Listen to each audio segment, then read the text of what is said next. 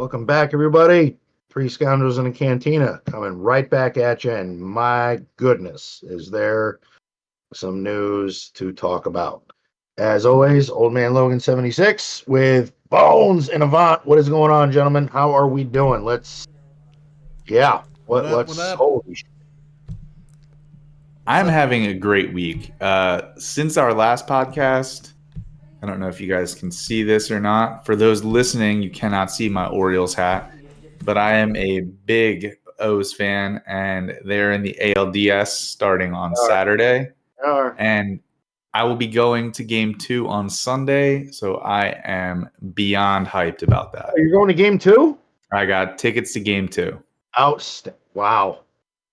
I have not been to a playoff game for the Orioles since the 90s. I think 1999, maybe against the Mariners. So That ballpark is going to be loud. I'm ballpark is going to be loud. I'm getting chills thinking about it because I remember 2014 and 2016 how loud that stadium was, and it was amazing. The Delman Young double literally like shook the city. It was so loud. It was pretty amazing. Well, since you're a Giants fan, at least I'm glad you have something to fall back on, man. I told my dad, I was like, I'm nervous about football. He's like, don't worry, it's baseball season.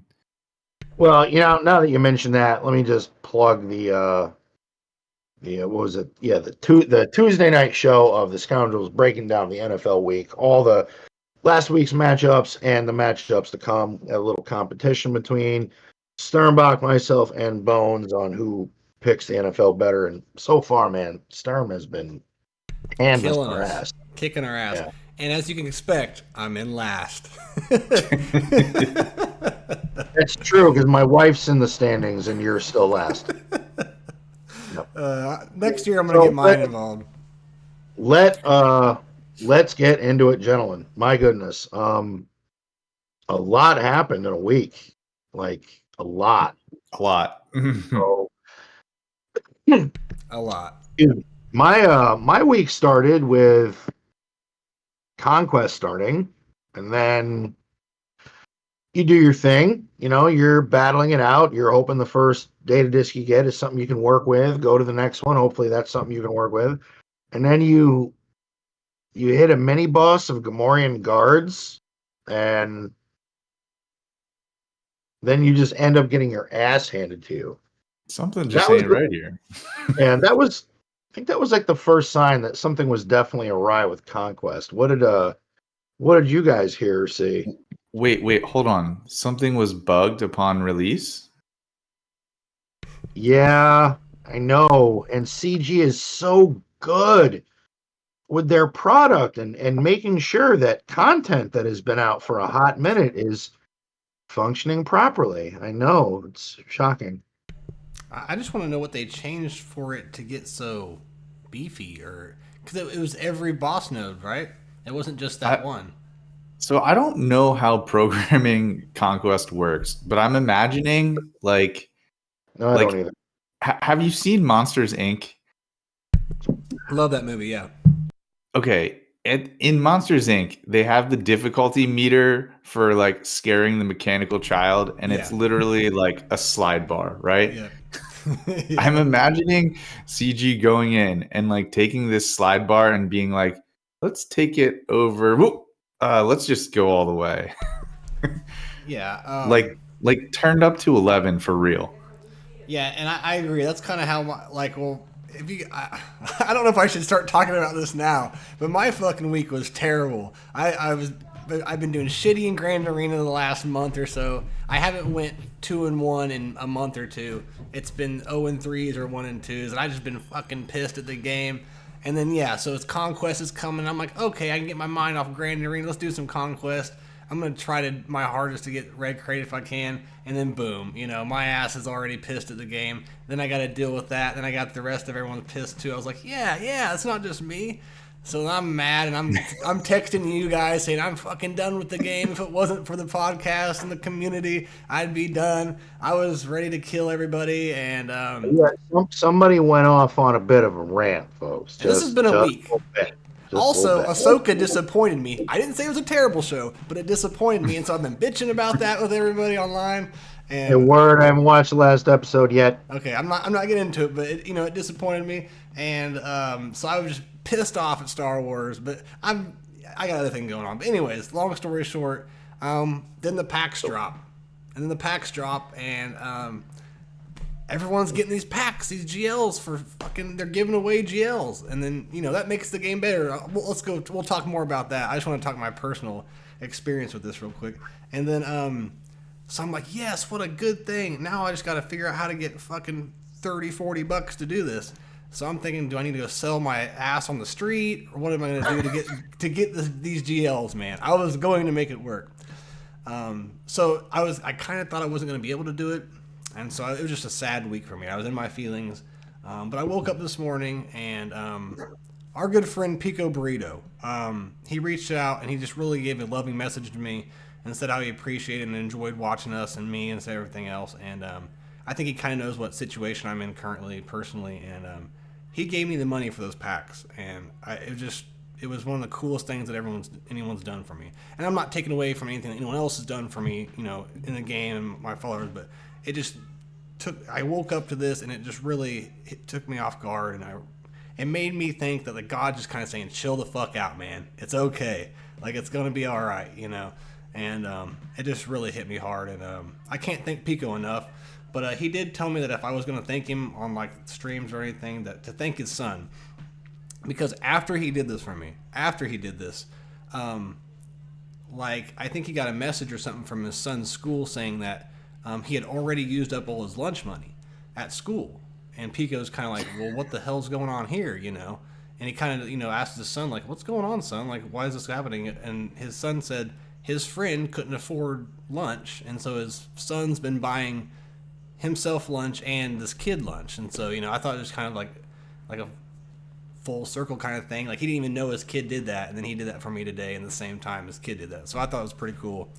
Pretty hard story. And I just want to, I had to give him a shout out for that part. And I'm back to being positive, everybody. If you've watched Grand Arena, I know I've been a fucking asshole and not very fun to watch. Bonesy's back, all right? I'm back to being happy. They gave me 2 GLs, thanks to Pico, and I'm a lot happier now. Doesn't excuse the bullshit and the bugs, but I can excuse it now because they just handed me 2 GLs. Anyways, fellas. Is it safe to say Bonesy's back again?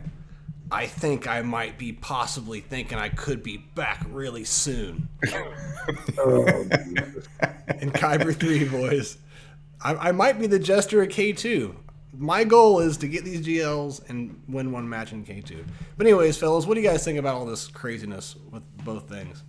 Well, hold on. I was opening everything with Conquest, and then you had your epiphany, but that was big I just shout had to out get it off Pico. my chest. I was waiting to get it off my chest, and we had to do it. So. Definitely big shout out to Pico, who does the Holotable News Network with Celiac Sarah. Mm-hmm. Awesome crew. We've had both of them on. But, well, Bob, seeing as how you went with that, I guess Avant and I have some questions for you. So you got these packs. What did you get? Because I've heard that apparently $30, and Avant, correct me if I'm wrong, but for $30, you're getting $4,500 worth of content. That was the thumbnail I saw from AP Games today. Yeah. I did not fact check his math, but that is what he said. Yeah, I was saying on the stream, I don't know the math either, but it's got to be a minimum with time spent and everything, at least $1,000 worth for $10. I don't know. That's so what here's what I'm curious about. What was your GP before that, and what's your GP now? So what I did is I bought the 3 packs of, I needed the Radis, and I needed Slacker requirements, and I needed Ray requirements. So I bought those 3, and it came to $40, and that added about 600K to my total score. and that brought me from 8.5 to almost 9.1. So I literally hit 9. So that made me feel good too. I hit 9 million. Now, mind you, that's not everything. So the Slacker pack, you don't get Veteran Han, and there's probably 2 people you have to take from Relic 5 to 7, and that's the same way on both of them. So there's at least 2 characters on Slacker and Ray that you have to take to R7, which is 2 levels. And there's a couple characters you have to take from like 1 to 5 or 3 to 5. It's not very much. Now I did. Do you know how many? Like, how many were you short? How many characters total? Well, no, just 7. There was 2 characters on each side that I need to take to 7. Okay. Now, mind you, I already had Veteran Han at Relic. If I had not, you'd have to take him to Relic and everything. He was not included at all. He's like the lone character in that, which is strange on the Slacker side. No, not really. The CG is going to make sure that, Yeah, they're gonna make you do a little bit of work. So, as a territory battle officer, I always look at our guild GP because it helps me to estimate like how and where we will deploy troops. And between the game reset from yesterday to today, I would say dinner time, our guild increased in overall GP of 6 million. that's awesome. That's fucking Like, badass. That's how many people in our guild, and we don't really have spenders, but that's how many people were enticed to buy these packs and like try to unlock both Ray and Slicker. And it's so funny because like I don't remember where we were having the conversation, Bones, but you specifically were like you were kind of on the edge, like ranting about like, I want to go for Leia. I'm like, I have Jabba, but like, what incentivizes me to go back and get Slicker and Ray? Like, there's no reason for me to like. I've heard you say that too. Yeah. There's no reason for me to go back and unlock those 2 GLs because it's And not worth. trying to tell you how wrong you are. Well, and like as someone who has those characters, like I know they're valuable, but like, why would you go after Slicker when you need to go after Leia because all of the new content is gated behind the Leia characters? And so like it doesn't make sense for you to go back. And CG, like, I think realized how many people were just like, I'm never going to go after Ray. I'm never going to go after Slicker. And so they were the first 2 GLs, and it was pretty genius of them to just drop these packs and make them incredibly affordable and enticing to someone who would never want to spend. I feel like affordable is an understatement. You said Dude, what? you are basically gift wrapped 2 legends if you buy all the packs. You may have to do some extra work, but if you spent $40 on these packs, you saved yourself 5 to 6 months of farming of signal data, relic material salvage, and character shards. It's mind blowing. It's absolutely mind blowing. And then, I mean, I kind of want to ask, what do you guys think is the real reason for all this? But we can get to that here in a minute. But yeah, what you were saying earlier, Vaughn, was that I've been saying that there's no reason, and Ray would forever be the last one I'd ever get, and that tells me that I'll never get her. Right? Not that I don't like her team. Oh, go ahead. Sorry, bud. No, in my opinion, the biggest reason for this is timing. If you look at, obviously, the packs for the 2 GLs that are available, they're the first 2. Yeah. And considering that they're both still incredibly useful. But Avant is correct. What is your incentive when CG is cramming the new content down your throat and you need the latest and greatest to really achieve where you want to be? What's the incentive to go back? So now CG is, what's the old saying? They present the problem and want you to buy the solution. And really, for the price, do you know how much money they're probably going to make from this? And I would think, I don't know what the numbers are, but I think at one point Ray was still the least had legend. I can tell you like we run Discord bot for our TW matchups, and I can tell you how many rays we had last time and how many we have now. Well, I shouldn't say how many we have now because people don't have Ray yet. They have the Ray requirements. Yeah, it's going to take me a little bit to even get her unlocked. But And like take your time. There's no rush. And I'm serious. You need to watch strategy videos because the Ray event frustrated me for a little bit until I figured out modding and like what I was doing. okay, all right. One thing that sucked was I bought the Radis pack, but you don't unlock the capital ship. You just get all the other ships. So now I have to wait for her because that ship isn't unlocked for me. I never even had the requirements because I never focused on resistance. Not one It time happens in my life. twice a month. You'll hit it. Yeah, You'll eventually. so that kind of sucked. But And I think you just needed it 5 stars if I'm remembering correctly. that's what they said. It does say on the pack, unlock Radis today. Okay. All right. But yeah, I have finalizers, so I'm really excited, guys. It came personally for me and probably for a lot of people at the perfect time. I was ready to get the fuck out of this game. And like literally, it was like they read my mind. They're like, oh fuck, Bones is about to leave. He's the king of Kyber 3. We can't lose him. And so they released these packs. With that being said, do you guys think this was just a PR card they had in the back of their pocket and they knew that things were swelling up in the community? Or do you think this is foreshadowing to maybe a GL 2.0 where it might be a legendary character that requires another GL or something? Do you guys think that's something that could be in the works? I mean, again, I think this is a really good move by CG to not just help out early and some mid-game players, but to entice new players. You don't think there's more to it than that, though? It just seems No. random to me. And they've No. never, ever done this for anybody like this. I think this is something because really, all right, so you're a player and you decide to pick up a mobile game and you look at Star Wars Galaxy Heroes. Before these packs hit, you look at this game and go, Jesus Christ, I got to do what? Now, you're asked for $30 and they're solving 25% of your problem. Instantly. You may have to do some extra work, but you are well on your way to getting 2 legends and you're ready to go. Yeah. I mean, that is the most ridiculous pack that they have ever done. And to be honest, I think it's brilliant on their part. I think there were a couple motivating factors for CG. I think one, this was like a good PR move. I don't know if they like save things for like royal screw ups where the community is just like outraged. I feel like this was in the works before the Conquest debacle. I think it was too, but I think this was good timing from like a PR standpoint. Absolutely. And now. Like you said, I think it's good for early and mid game players, but I think there is an ulterior motive for this.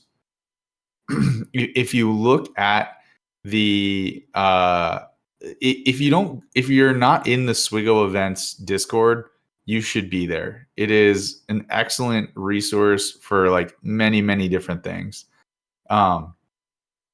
They always release the data mines of like anything new that's coming into the game, right? And so there's a data mine for a new currency, a currency called WIP currency. That stands for work in progress. They put that over the actual currency, so that was CG like putting that over there. It's not going to be called that. It just called so. Let's call it. But go ahead. So I think whatever this new currency is, I wouldn't be surprised if there was like some relation to Galactic Legends and earning this currency in some game mode just to try to get people to like go after GLs. Well, in the data mine, it says you earn the currency by using them in certain events. It said that in the data mine. So, using Galactic Legends in current events? Yeah, it said certain events you would get them. So I guess I don't know if they're going to bring in new events, if it's going to be a seasonal event or what. But I don't know, but you're going to use your Galactic Legends and somehow you earn this currency. It's going to have to be something new because all currency is tied to some type of mode or event. So I don't know, but Avant, I don't mean to cut you off, but I did notice that. And when things are data mined, it's almost instantly. As soon as they're able to find it in the game, that means they put it in there and they're instantly data mining it. And so I believe that it's kind of a back pocket thing because it would have been data mined before, but all this hell that's been raised over Conquest and everything, and then what was it? 2 days ago, this was data mined. It was not. I believe so. Yeah, it was like whenever the update notes were about to come out. And they've done many, many small updates here and there, trying to fix all kinds of shit, Leviathans, Leias, everything. So there's been a lot of tiny updates, and all of a sudden that one just pops up. So I kind of think it was a back pocket thing. But I don't know what you were talking about, man. Continue on. That was pretty much all I had to say. So anything you got else to say about it, old man? If you guys think there's an ulterior motive, for a business model standpoint, I just thought it was a really good idea. Because again, if a new player picks up this game, the task is just ridiculously daunting. But in almost 8 years, when have you seen a pack like this? Never. And why would they want to give away a GL? So I just think they have some kind of crazy plan that if they're damn near giving it away. They didn't, but they're pretty much getting close. It was a good Personally, business decision. They would have had a better revenue stream if they did something like this a year ago, 2 years ago. Oh yeah, I agree. It also could be as simple as they wanted to start the quarter off well and just sell packs. That's true. Yeah, I don't know. I thank them. I praise them, not for everything they're doing, but it's one of the biggest things they've ever done to help out the community. I was jealous I couldn't buy them. I was reading them like, Jesus Christ. Like, this is ridiculous. When I first read it, I was like, wait a minute. Because I read it in the data mine. I was like, did they type it wrong? Was it extrapolated wrong? Is that right? Are you sure all of the characters just go instantly to 7 stars in Relic 5? Yeah. I have another question before we move on.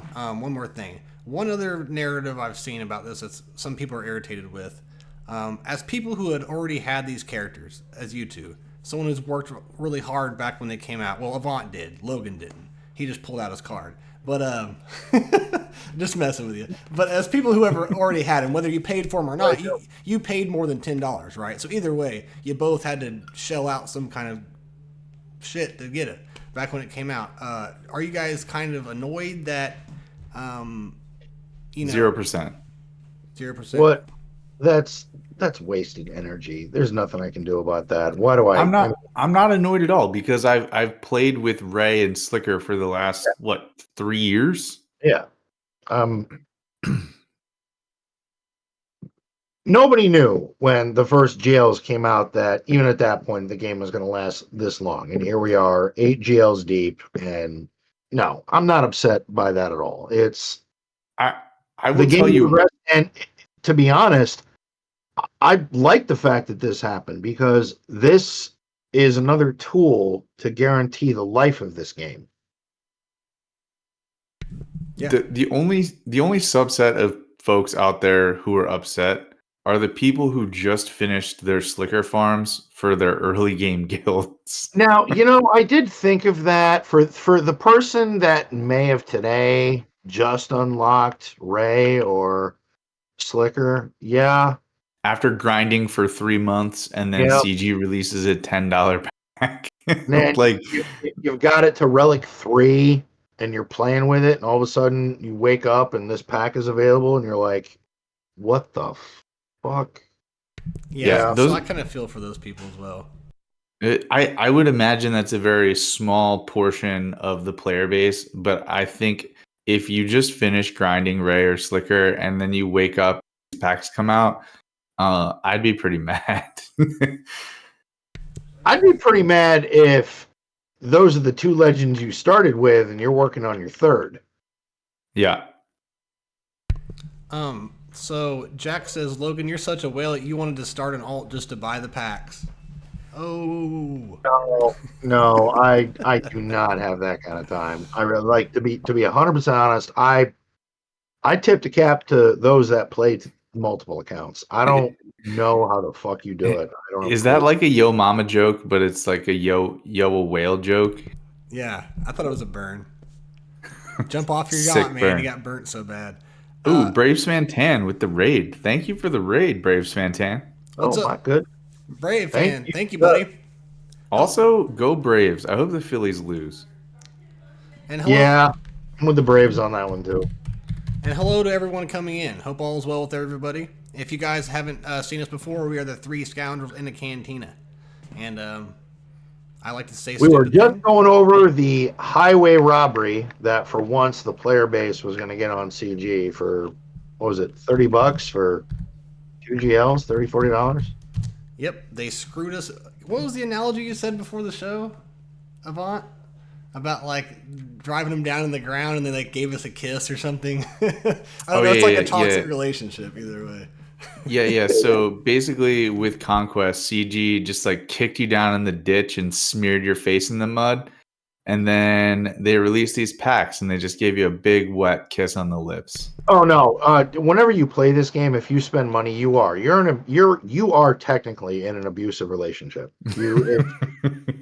Like they'll give you an inch and then they take a mile. You're just, but I will say these latest packs, my goodness, that is, and again, I think it's great for the health of the game. I mean, at the GP I'm at, I don't have a problem with it. Fuck it, I don't care. I mean, even if I was pissed, what's that gonna do? Nothing. So good for people that just opened up this game and went, "Hey, you know what? This looks like fun. I'm gonna spend $200. You're gonna get some shit. Yeah. You spend $200 out of the gate. You just start playing this game. You're gonna get some stuff. Especially if you, and I think the Hyperdrive bundle is 50% off right now. So wouldn't that It make it is. $25? So yeah, if you're brand new, you could spend about 60, $70 and you can be fucking probably close to, you have two Like 2 GLs, you know, 2 million GP with 2 GLs or in something one day. ridiculous. Yeah, like that's, if I were people wanting to invest, I would fucking buy that shit and start a few accounts and you could probably You know what I sell it will later say? These motherfuckers dropped a pack for Leia. I'd be irate. on. They're not going to do that though. I would be beyond irate. Ain't gonna happen. But you know, God the damn. coolest part is those R5s. When I saw straight to R5, that was insane to me. I just could not believe it. But So, Bob, kind of a follow up before we go on to the Conquest thing. As a follow up, now that you had already kind of, and you talked about this in previous episodes, your plan of your farming plan of what you were doing. Now that you got this, what's changed? well, Bad Batch is on my radar, so everyone can Hey, celebrate. Hey-o. That's it. That's all it changed. Was Bad Batch is now on my radar. Not anywhere near, but it's there. To not make it too long, I'm done with Cal pretty much, and then I was going on to Leia. And then I was doing Slacker, and then I was doing C, because I was halfway to Slacker, and I'm halfway to C. I don't really want C. I do, but he's also at the bottom with Ray for me. So that's where I was going. These hit. I'm actually going to get these. Now I'm finishing Cal. I'm going Slacker. I'm going Leia, or not Leia. I'm going Ray, and I'm going Leia. So I'm going to have 3 GLs very, very, very quickly. And then Get Ray. Get it over with. and so, Leia will take me a little bit. By the time I get all those done, I'll have everyone farmed, pretty much ready to go on the side. So Leia will be unlocked sooner than later. And then C is also halfway done. So I'm probably going to get C, and by the end of the year, I'm going to be pretty jacked up. And so I'm over the moon about it. I really am so happy because this game is part of my life. It's part of my world, and when I'm so fucking pissed at it, and I don't want to play it no more, but I'm just thankful this happened. It was just kind of like a meant to be kind of thing. It's weird because And you just won the showcase showdown on The Price is Right. Got 2 legends. yeah. Well, so did everyone else. It's kind of like the Oprah Winfrey version, or is it Ellen? Whatever. You get a GL. You get a GL. Oh, that's Oprah. Oprah. Yeah.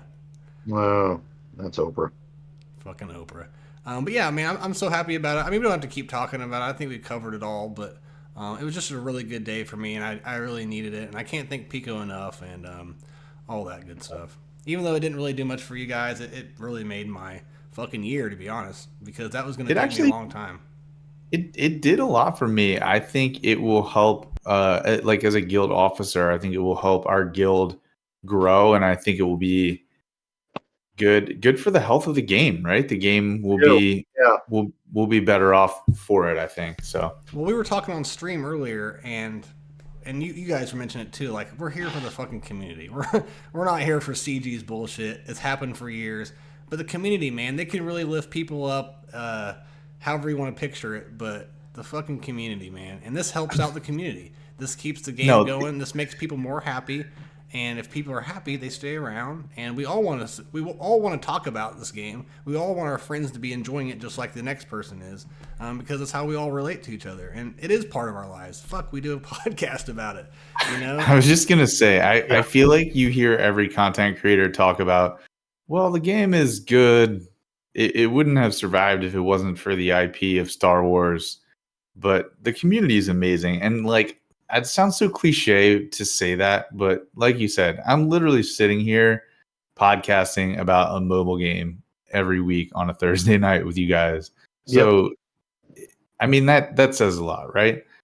The community in this game is strong, and there's Discord servers and Facebook groups and podcasts and YouTube channels and Twitch streamers and Kick streamers. So now that I think about it, we're like each other's support group for our abusive relationship. This is like, and I will say that, and I will say this, just to shoot down any of that other shit that was brought up.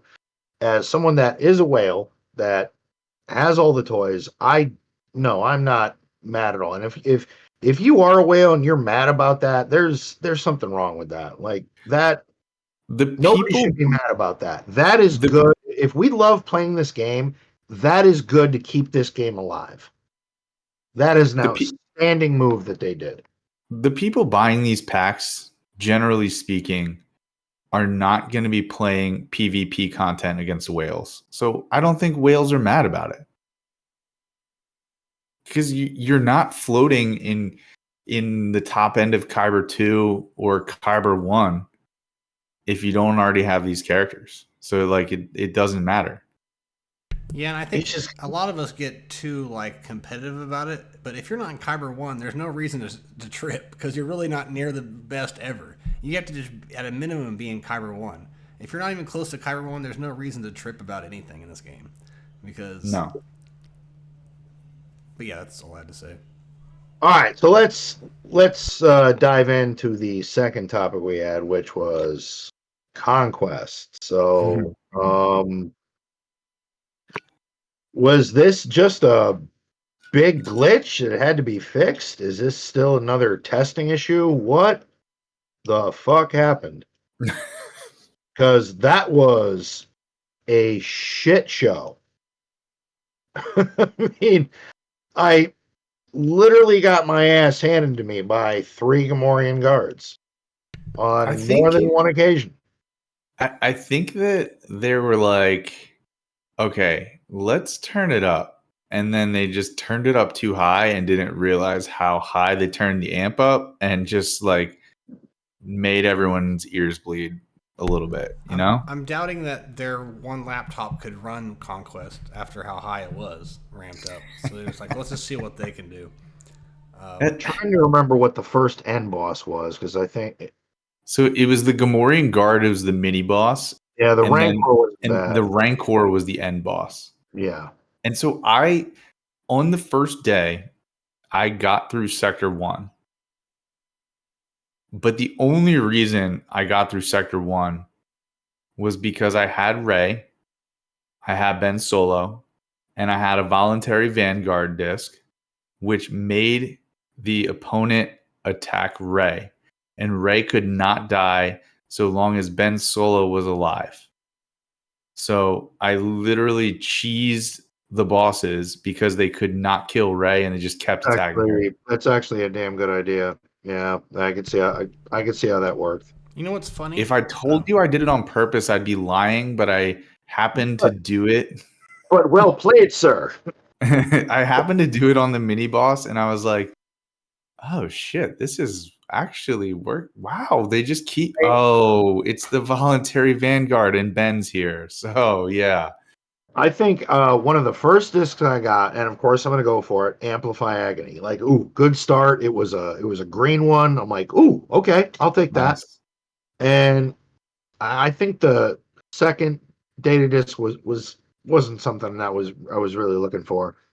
And then yeah, 3 Gamorrean guards. And you know, whenever I start Conquest, I try to plow through it as quickly as I can. Just get through it and worry about everything later.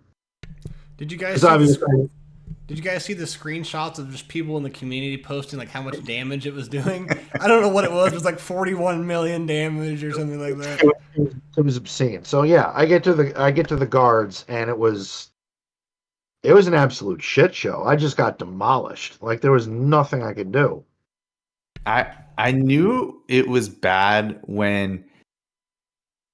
For those who don't know about Bit Dynasty's channel and his website SWGOH for Life, like the number 4, if you don't know how to approach Conquest, like go to his website. And also Sarah has a great like YouTube series. She always releases videos, but Celiac Sarah and Bit Dynasty, they both have great stuff. But Bit Dynasty like put up on his YouTube, like he put up a thing that was like, I'm not going to be releasing videos yet because it's bugged and CG is going to be fixing it, so I'm just going to wait. And then like he released his videos for Sector 1 and then the Sector 1 mini boss and boss. And at the beginning of his mini boss and boss video, he just is like laughing, and he's usually like pretty straightforward and just like does his videos. But he started his video just like laughing about how bad it was, and then he did his Sector 2 mini boss and boss videos, and he just is like laughing harder. So like it's bad when like the Conquest gurus are just laughing about how ridiculous Conquest is. I don't know how the fuck people come up with solutions to fucking anything. It could be the most bugged out thing and impossible. They're gonna figure out a way in the game to overcome something. What was his teams he was using to beat it pre-bugged? Well, again, with this Conquest issue, I think it's more evidence that there's just no testing. They're making adjustments, and no one is playing the game going, okay, we made adjustments. What is this going to do? Because that mid boss, those guards, they were hitting like trucks. It was ridiculous. CG had their control panel, and they slid the little bars, and no one checked it out, and they just hit submit. I mean, that's another thing is there's never really been a Conquest bug. There might be a small one here and there for like one node or something. But, or like counting feats incorrectly or something. Yeah, but it's never been just insane. And then some people like you guys would get past it, and the next one would be bugged. And I mean, I don't think anyone got past Jabba. Was that Sector 2? I kept seeing people say, I'm at Jabba, but I never saw anyone get past it. But then it got fixed. Before the fixes, the only teams that seemed to work were Ray and Slicker, because how weird. I know, right? The irony. And I have a little theory about that as well. Slicker was working because they sell the solution. People were using Slicker with Daka and Night Sister Zombie and Watt, and basically the opponent just kept attacking Zombie, and you're just plaguing the team. And it was probably Slicker, Watt, Daka, Zombie, Marin. And whenever someone dies, you inflict plague. And so it just was like the opponent attacking Zombie and Slicker ramping damage and eventually ramping enough damage to overcome the Gam Guard. So you guys want to hear my theory about it, which isn't anything new. But I would love it. I made sure I would love the tinfoil theory. Wait, is this the new segment? No, it's not. That we're gonna put into the show of Bob's tin hat theories. Yes, you can put that in this. So let's get ready, guys. This is the segment. We're going into it. Bonester Damas and his tinfoil hat theories. tinfoil times is what I was going to call it. The way he picks NFL games, this shit ought to be This is going to be some epic Mark fucking Twain shit.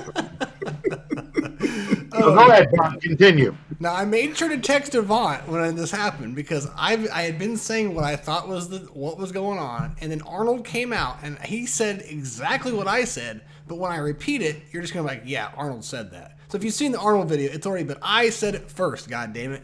And I just think that first of all, there was a web survey a few weeks ago.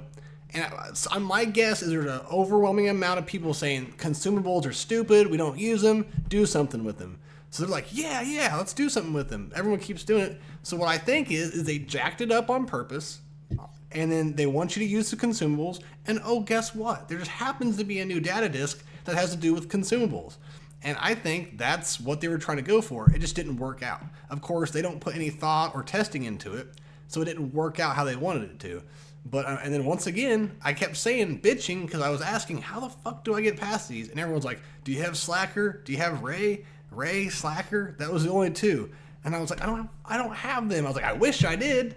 And then 3 days later, now we all have them. So I just think that I don't know. I would not be surprised that they kind of tune it around and make it a little more finely tuned. And it does get harder, and it's going to make it to where you have to use consumables. If that's the case, I'm not saying it is, Logan and Avant. If that is, how do you guys feel about that? If that was the truth.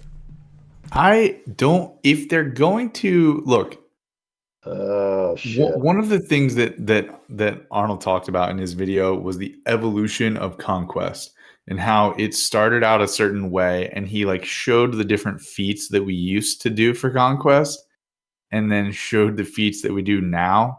And don't watch that; it's gonna irritate you. You're gonna be really mad. There was three global feats he showed. The first one. And it was like win 25 battles with light side characters, win 25 battles with dark side characters, defeat 500 enemies. Just like let's be real. This game is for every piece of content that we have, it's going to evolve as time goes on. And Conquest is a prime example of how if you want to be, I don't necessarily say if you want to be competitive, because there's been quite a few Conquest characters and or ships or other things that we've gotten that weren't real meta defining. This, this in all true argument, Beskar Armor Moff Gideon could be one of them. It's a TW tune. We don't, in terms of GAC, we don't really know what viability or utility this tune is going to have. So let's be serious. He's going to be needed for a legendary. You cut out right when you said the name, right when the cutoff point came. I said, let's be serious. He's going to be needed for a legendary. And that is a distinct possibility. Yeah. But heard it here first. You heard it here first, Bones. God damn it, he beat me to it. That was the most vague thing, but all right, I'll give it to you. I'm thinking that too, though. I agree. This was a glitch. It's something they fixed it. Granted, a couple of days were lost. If anybody's bitching about the compensation CG gave you, then you haven't been paying attention. I got what I expected. Right? Okay, so I'm glad you bring that up. Yvonne, don't tell me you expected anything more. I expected no more than what we got. I think we deserved more. Right. But again, it's that abusive relationship I keep bringing up. So here's what upsets me about the make good for Conquest. CG said, oh, okay, here's 2 refreshes of energy. That was it. And these couple data discs, some stim packs, and a couple boosters. And they want you to use them. I'm thinking, how about you just give me enough energy for the 2 days worth of battles that I should have been doing? And for the average player, that's not just 2 energy refreshes. Most people who are actually doing Conquest are doing at least the 50 crystal refreshes, if not more. I stop at So 200. I do 50s only, and I don't do hundreds. I could do hundreds and go after more Datacron material. I just don't. That's why I stopped to the two, because I'm neck deep in the Datacron game. So I'm going to, once I hit 200, then I'm like, oh shit, I'm done. I just think that if you're going to for Conquest, the most important thing is time. It's a 2-week Yeah, event. it It's is. it's a 2-week event, and there are multiple feats with 40 battles. So if you're going to take away 2 days, then give me enough compensation to get back the energy and the stamina for those 2 days, and I'm fine. I'm okay with that. You don't have to restart it because I know there's a schedule.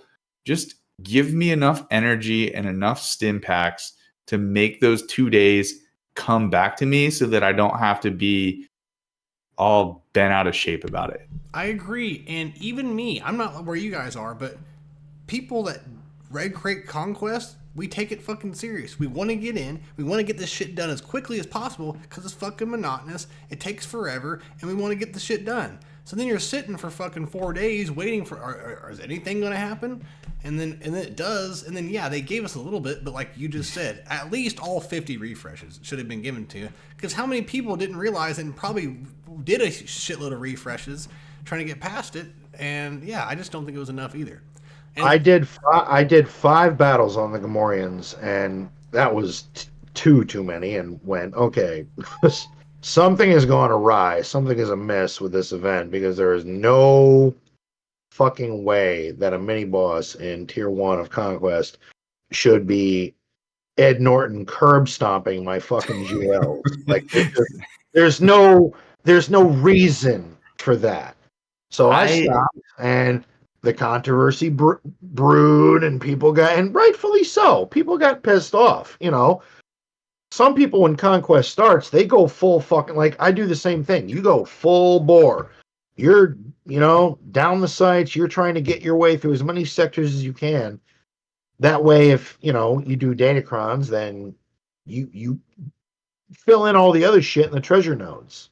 usually try to get to the end of, or I try to get through sector 1 on day 1, get most of the way through sector 2, and then I start on the Datacron node, and I start doing those 40 battle feats. I start grinding those away on the first day. But so real quick, guys, Chaotic in the chat says, "Don't forget about the Clone Wars Chewie shards." And yes, we did get yes.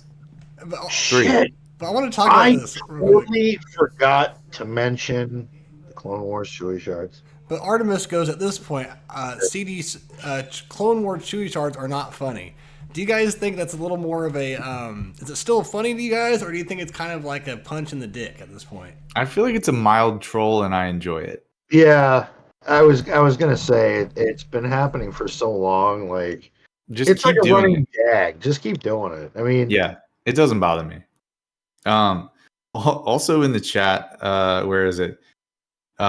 Gavin Stunt Double says there should be some form of alcohol included, talking about the compensation.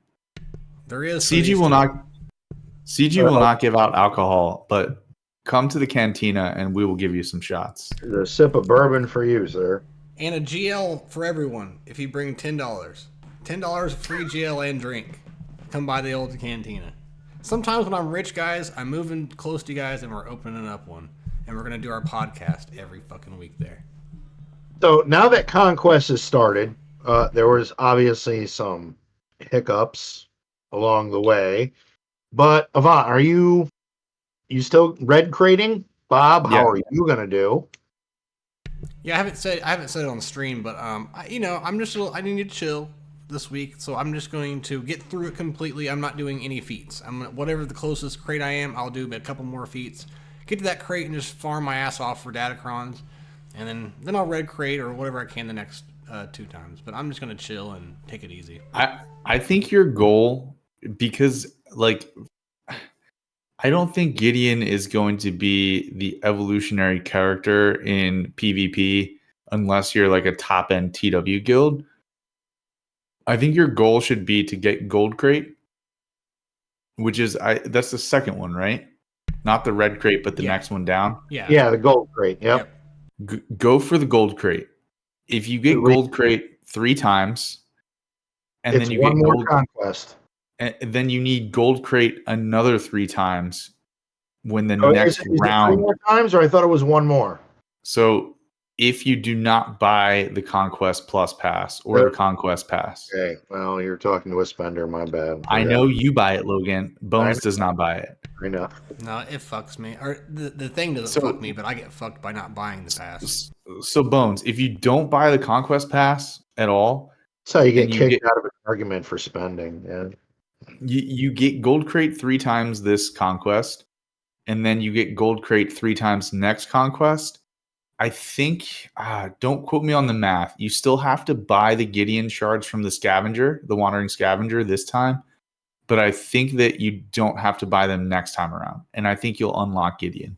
So what's the overall time frame? If you don't if you just do that strategy, what's to unlock a Conquest character? What is the time frame for that? The fastest you can unlock the character is in 3 months, which is what you do with Red Crates. And then if you get Gold Crates, like if you Gold Crate every time, you'll unlock the Conquest character in 6 months instead of 3 months. But you won't have to do Proving Grounds, and you won't have to buy Shards with Crystals.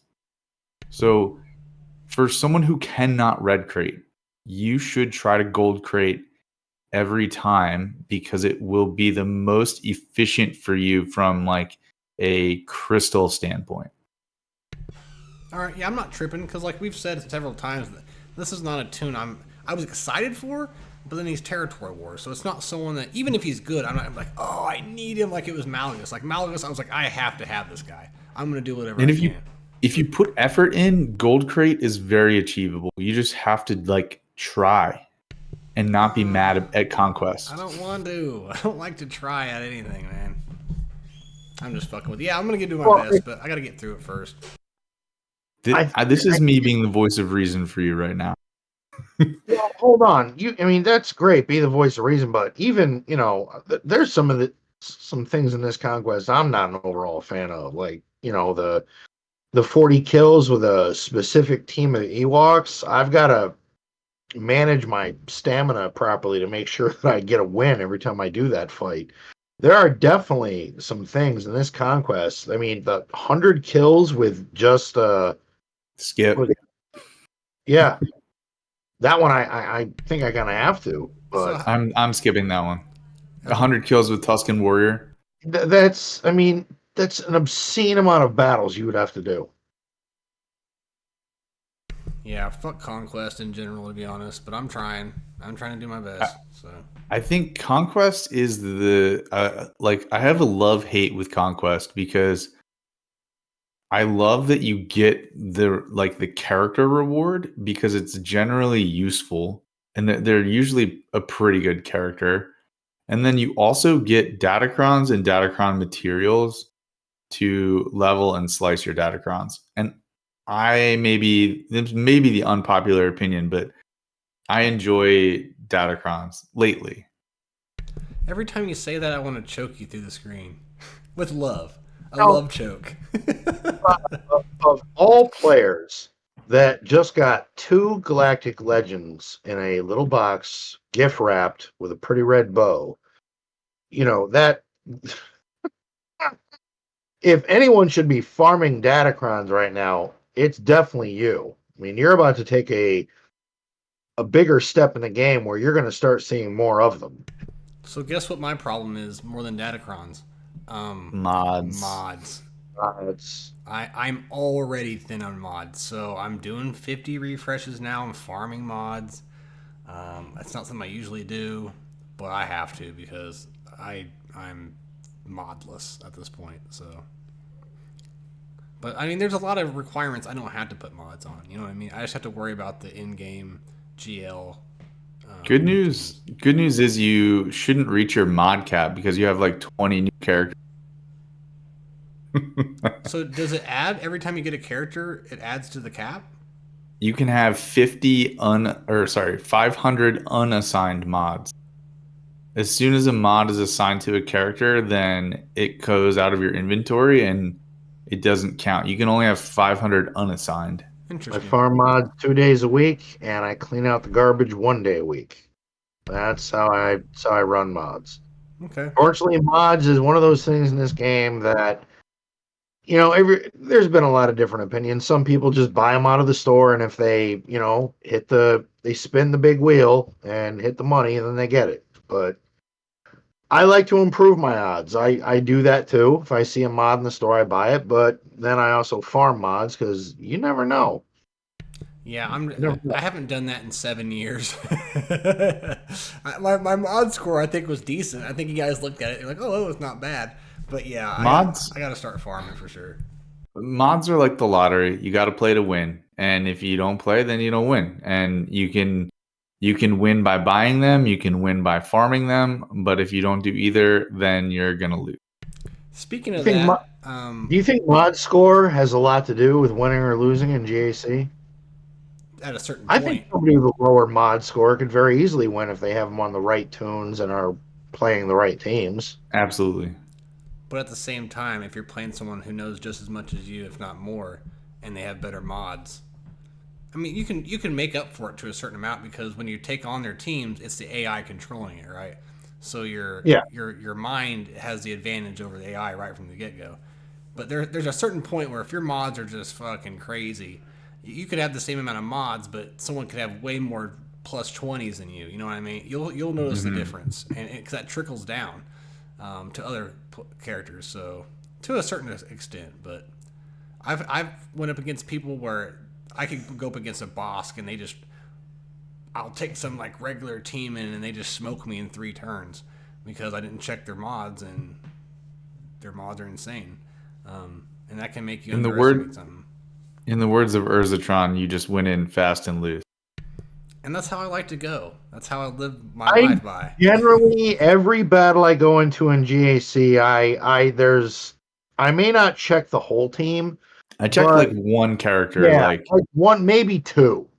Like sometimes there's a team where you see another tune, you go, "Ooh, that could change things." Yeah. If you're the person with the really fast Jedi Knight Anakin and the fast Cam, and someone tries to go in with Bad Patch and Anakin nukes everyone.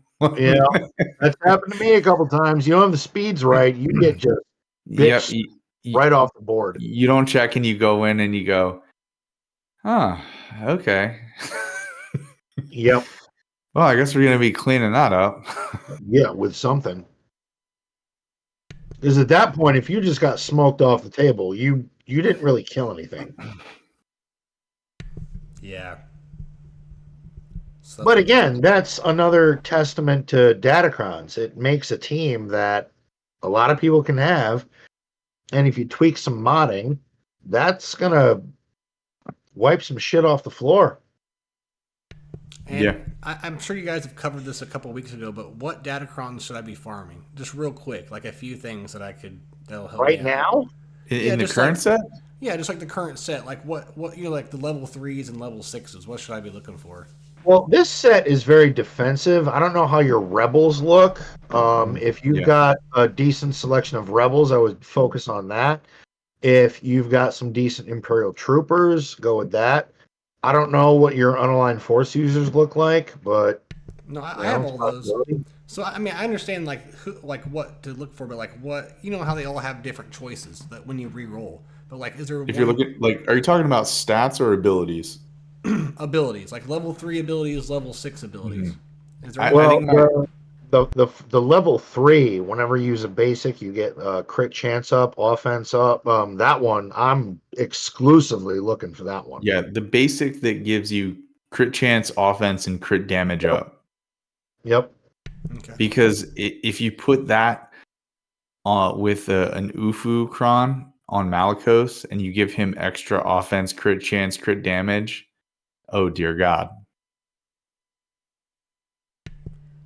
Avant, do you have yours up and going? Your Malicos? Yeah, he's R7. I want to take him to R8, but I'm just working on a couple other things before I do that. So I do have to say, for this set of Datacrons, I did get Captain Drogon's, where he gives keen stratagem to the Yeah, entire team out of the off, gate and doesn't have to off the give it bat. off the rip. It is ridiculous. Like, even against, I mean, granted, Arena is not the greatest place for testing, but it's filled with Lord Vaders, so I get first turn because Drogon gives keen stratagem to the entire team and takes a bonus turn. He goes first before anybody does. And then you just get to do a mass assist and unload on one tune of your choice. Bones, I think one that you should go for, and Logan kind of mentioned, is go for a dark side one that has the offense crit chance, crit damage, and use it with your troopers because it will make your dark trooper punch way hard. I think he does true damage. I don't think he can crit. Correct me if I'm wrong on that. No, he can't. He can't crit. That I But know. his offense boost, offense up is plus 50% offense. So Yeah. now instead of 100% damage, your dark trooper is doing 150%. So he's getting a 50% boost to his damage just for using a basic when he assists. So he's going to be slapping pretty hard. Are you going for the Malicos Kron there, Avant? Yeah, I have a dark side Ufu Kron that is um I'm working up. I think he's at like level 7 or level 8. I just realized I'm talking to Bones and he's not here. Oh, he's not here? Where'd he go? I don't know. We got the Bones chair right now. Oh, we got the Bones chair. It's this chair stream.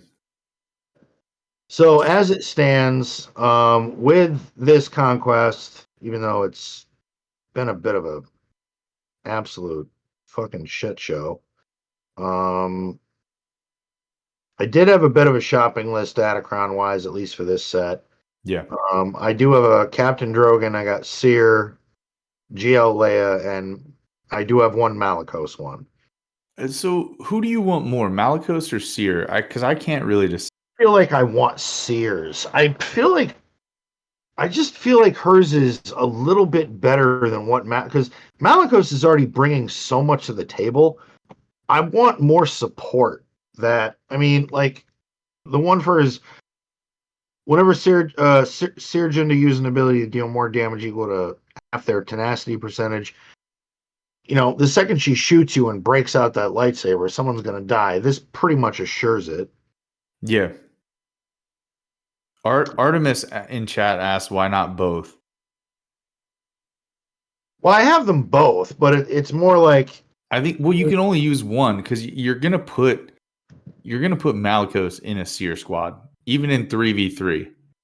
yeah, but I will continuously try to get nines and then re-roll the stats because I mean I'll place teams in GAC or TW that I'll put a level 9 on them, but Just for the stats. Yeah, I'm doing it because I tool the stats for certain teams that I want. Absolutely, yeah. We touched on this a little bit last week in the podcast, but I'm kind of interested, especially in 3v3 GAC. Like some of the Rebel Datacrons look kind of interesting to me. Like They do. Akbar and Wedge, like, and they only have to be R5, so you don't have It's to not take them. expensive. You don't have to take them to R7, and it could be interesting and make GAC like just a little bit different. Like Artemis in chat says hidden sleepers, and I totally agree. It's like you put that character in like the front row, and someone's like, ah, man, what am I supposed to take against this? And they either underestimate and lose and then drop a battle, or you draw something out that you would not have typically drawn out because the Datacron warrants it, right? No, absolutely. And either way, that's a win. And if you're drawing like a good squad because you put down OG Lando and Wedge and Biggs, like normally you're just going to slap that team into oblivion. But if you put a good Datacron on it with the level 9 ability and it like catches someone off guard, Yeah. that's a win. That's a win for me. Now, I was actually looking, another really good one for Rebel was at the start of each turn, if non-galactic Legend Rebel allies have 50% or more turn meter, damage they receive is reduced by 75% until the end of the turn. That is... So even if you don't get first turn, that's just extra really good survivability. And yeah, no, there's some really good ones in here. It's going to shake some things up. And this set was a lot more defensive than the last one. I mean, the last one is all damage and armor pen, and Yeah. this one's got some crit damage, but it's got some survivability with it too, which is nice. I'm wondering how many Lord Vaders are going to come off defense because the thick crons are gone. Because you could, if you put Lord Vader on defense, you could potentially trooper Lord Vader with this current set. Oh, with this current set, yeah, troopers could definitely be yeah. And you can definitely Fennec it. I mean, oh well, yeah, because the thick cron just made that counter so much harder, and yes. now that Yes. that's gone,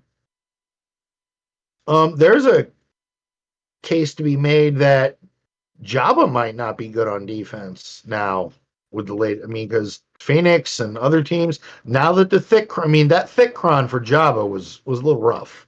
Okay, so I had been using Java in Squad Arena with the Thickron, and the first day that the Thickron expired, I went in against a JMK squad, and JMK sliced through my character. Yep. It was ridiculous. I was like, "Oh shit, that's what 180% defense looked like." Yeah. And that's what happens when the thick crons go away. I will say they seem a little nerfed, don't they? Like they're not as cool in my opinion as the ones that have been like this set and the last set. They're kind of mediocre. You know what I mean? They don't seem very OP, which isn't a bad thing. But I think I mean, Avant and I were just going over like there is some potential in this set, especially with Rebels that could. I think this set is very niche. Yeah, it depends on the strength of your roster.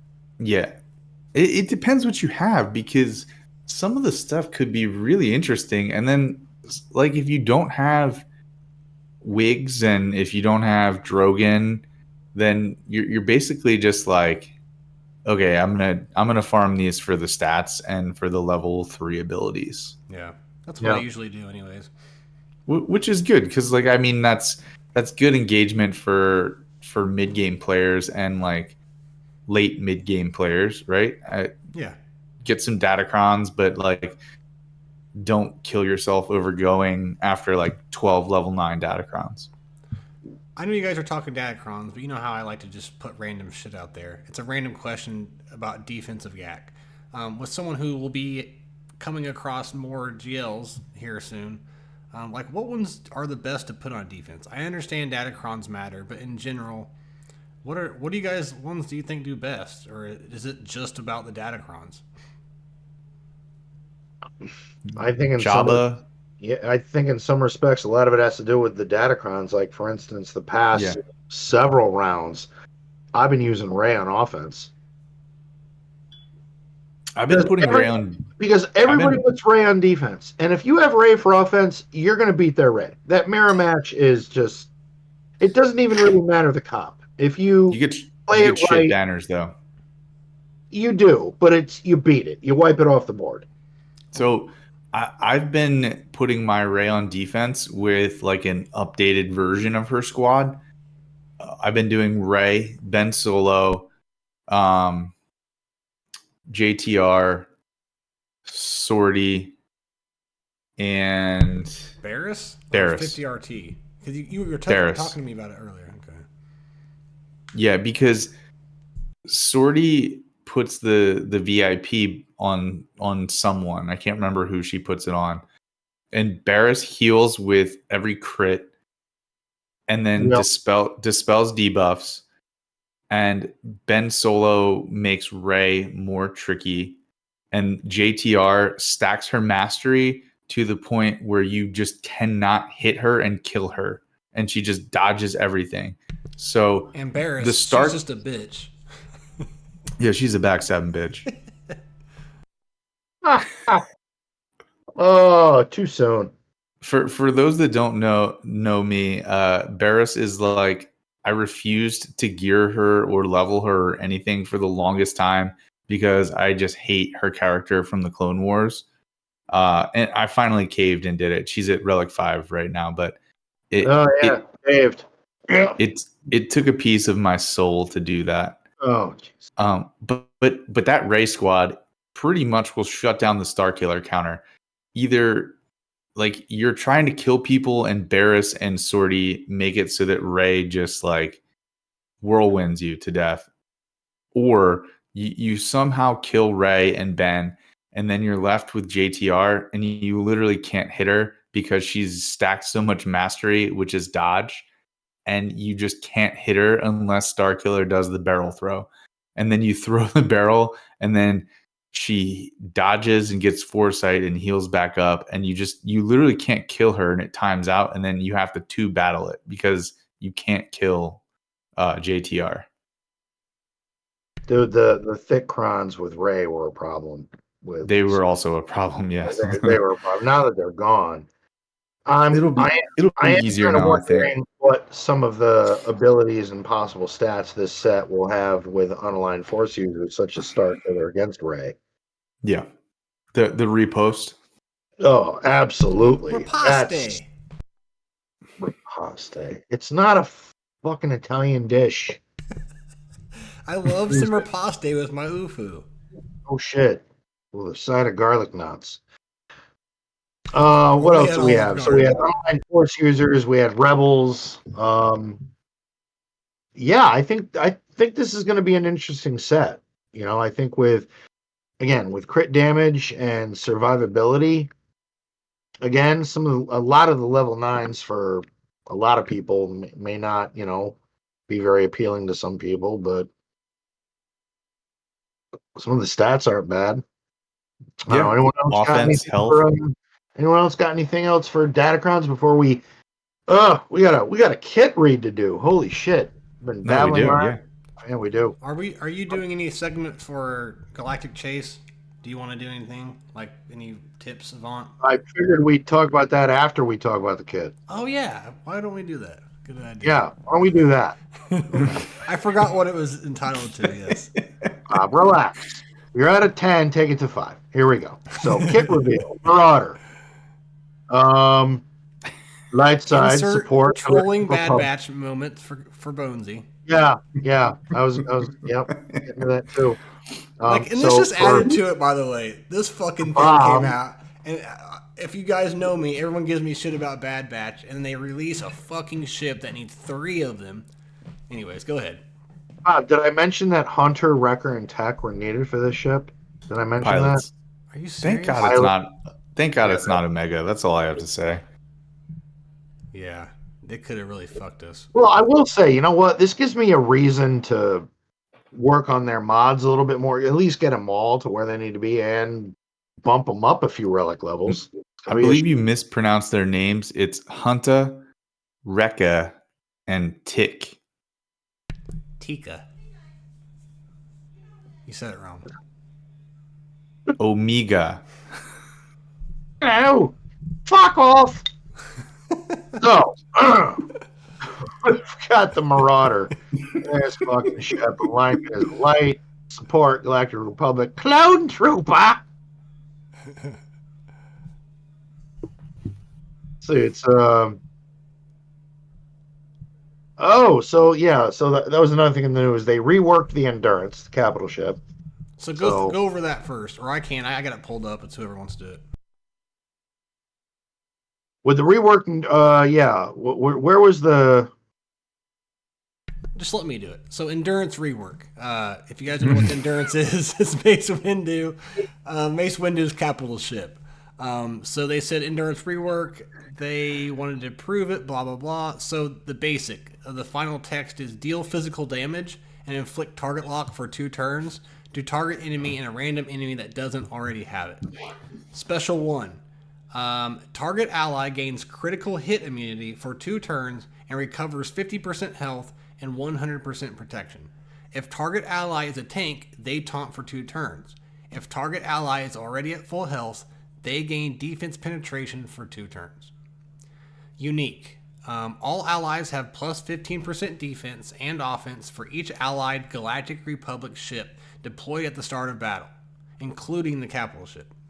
At the start of battle, all clone trooper allies gain Valor for 2 turns. Enemies have negative 30% offense when attacking clone trooper allies with Valor. When Valor is dispelled on an ally, Endurance gains 5% turn meter, and when Valor is dispelled on a clone trooper ally, they gain Valor for 1 turn. The reinforcement bonus: reinforcements gain Valor for 2 turns. Galactic Republic allies gain crit chance up and defense penetration up for 2 turns, and non-Galactic Republic allies gain stealth for 3 turns. The ultimate. Jesus. All allies gain defense up, offense up, and protection up 150% for 3 turns, which can't be dispelled or prevented. Call itself and all allies with Valor to assist. All allies with Valor gain a bonus turn. After taking this bonus turn, that ally gains Retribution for 2 turns. This ability starts on cooldown. So, Logan, what do you think about that? I feel like this is like they want you to use. Obviously, they want you to use Mace Windu's ship with what are the other 2 clone ships? It's Rex, and it's not Fives, because Fives would stay with the Kenobi fleet. Not Cody. It's the generic trooper, right? Yeah, the other 2 pilots. Okay. Avant, help me out here. Who are the other 2 clone pilots for Galactic Republic? It's Rex and who else? But don't worry about Clone Fives. Sergeant. Is it the clone sergeant? Yeah. Okay. So who else is going with that? Are we getting new ones maybe? I'm guessing Maurader as well. But what else? Yeah, I think Maurader is going to be for Mace Windu's ship with the other 2 clone ships. Well, there's 3. Because if you look at with a lot of the survivability that Mace Windu's ship's going to do, from what you read, those 2 clone ships are going to be quite useful because they're pretty thick if you have them starred and modded right. So you also have 2 tanks and a support, right? Rex is a support, and then Fives and Sergeant are both tanks. Yeah, he's a support. But do you want 5s on there? I mean, what can you take away from Negotiator? Do you want to? I don't know if you'd want to take 5s away from Negotiator. I don't think you use 5s. I think the Negotiator is Anakin, Ahsoka, Y-Wing, and then Plo Koon. And then, I mean... I just always like bringing them in for that one missile hit that would kill something. I think the answer is you have the 3 clone ships plus the Maurader, and there will be like a marquee that they release, like maybe, I don't know.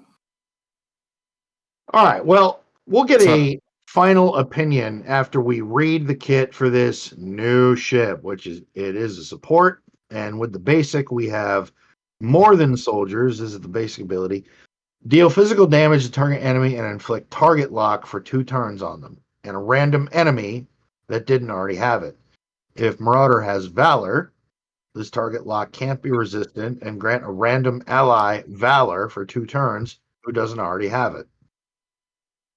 And from what Bob read earlier, Valor is going to mean a lot more. Special 1, Tech Run, cooldown of 8. Deal physical damage to all enemies. Enemies who are critically hit by this attack are inflicted with ability block for 1 turn. If Maurader has Valor, this attack has a plus 75% critical chance, and all allies gain critical chance up, critical damage up, and offense up. While Maurader has Plan 99, reduce the cooldown of this ability by 4. That's a lot. Yeah. Target lock. This attack has 75% critical chance, and enemies can't resist ability block. All right. Okay. Any thoughts on that? That's I mean, does this not say like just a defensive? Like all the time, I would just put endurance with a bunch of leftover shit, because I mean, The only time I used endurance in 2 years was I put endurance in. I put 3 ships in that are gonna die but won't die from the executor AOE, and then you waste like 1 or 2 specials from the bounty hunters, and then I go in and clean that fleet up. I don't even think I ever used Mace Windu's fleet. There was just I, never a reason to. I used it as a kill target for the executor AOE and like 1 or 2 bounty hunter specials, and then I'd go in and just clean it up with malevolence. Yeah. but I mean, we haven't got through it yet. But aren't you guys kind of getting a defensive feel to it? Like this is A little bit. I'm getting some defensive vibes. I don't think the whole picture has come into play yet, because it can't be just this ship and a bunch of clones. I mean, there's I mean, who's doing the damage? But again, we haven't finished reading it, so we have special 2 behind enemy lines, cooldown of 3. Final text, deal physical damage to target enemy. Marauder and target ally recover 30% health and protection. Marauder and target non-tank ally gain stealth for 2 turns. If Marauder has Valor, this attack has plus 75% critical chance. If this attack scores a critical hit, all allies with Valor recover 20% health and protection, doubled for clone trooper allies. Target lock. This attack has plus 75% critical chance. It's a lot of crit chance. So maybe that's where quite a bit of the damage is coming from. But again, I'm getting very like survivability vibes with this fleet. Like this is going to be something that you may have to chew through. I guess I stepped away for a second, so I missed the like full read of the endurance rework. But like when Mace gets to his ultimate ability, like it used to be annoying because it would just make the squad, I don't want to say unkillable, but it would give you so much protection up that it would just be impossible to chew through them and kill them. Yeah, it's giving you defense up, offense up, protection up 150% for 3 turns. Yep. Yeah. So like that's ridiculous. And I think it's giving retribution to some people too. Yeah, and I think you get to the ability by granting your opponent or your allies valor. So the Marauder is going to be spreading valor and also spreading target lock, which will grant additional like damage bonuses for your team. So it could be pretty tricky to face. I don't know. With these kind of squads, it sounds good when you read it, but sometimes the AI just doesn't play it right. So, like, this might be one of those cases where you go in with the three clones and the Marauder. I don't know what the starting lineup would be, but like it'll probably be like a really niche counter to something, and that would be okay with me. Well, are you ready to hear unique number? So we read no, so we got unique 1 to read. Go for it. Holy shit, these are nuts. So unique 1, Gonky. That's what it says. It's the Gonk droid. It's named after the Gonk droid. Okay, got it. All right. God, you really need to watch the animated show. But we shouldn't have to though. That's what I don't like. We have to. Well, then don't get all butthurt when I call you out for not understanding shit. Okay? No, I don't get butthurt. It's more waves of shame. Twin sons, Logan, Have you watched it? No, I have not. Okay. I haven't even watched the last episode of Ahsoka yet. I'm working Carry on. Move along. Marauder has plus 30% offense and protection. Whenever Marauder uses a special ability, it recovers 20% protection and gains 20% turn meter. I'm not going to say no to that order at the drive-thru. No, I like that. What's funny is the next unique is have we ever followed orders? Yeah, I know, and it's ridiculous. So here we go. Final text. Marauder has plus 15 speed. At the start of battle, Marauder gains plan 99 until the end of battle, which can't be copied, dispelled, or prevented. Whenever an ally loses Valor, they gain 5% defense, stacking until the end of battle, doubled for clone trooper allies. If the ally capital ship is destroyed, Marauder gains the Bad Batch until the end of the battle, which can't be copied, dispelled, or prevented. Whenever Marauder loses Plan 99, reset the cooldown of Tech Turn and gain a bonus turn. During this bonus turn, Marauder may only use Tech Turn. What was that? The ability has a 100% critical chance and critical damage. I'm sorry, I had to call you out. What? During this boner turn? You said during this boner turn. I did. So the Bad Batch, which was mentioned earlier, plus 50% defense and offense. Whenever this ship uses a special ability, call itself to assist. This ship can't be stunned and takes reduced damage from percent health effects. Plan 99, plus 50% defense and tenacity. The first time this ship would be defeated, it instead recovers 100% health and loses Plan 99. Reinforcement. The cavalry has arrived. Final text.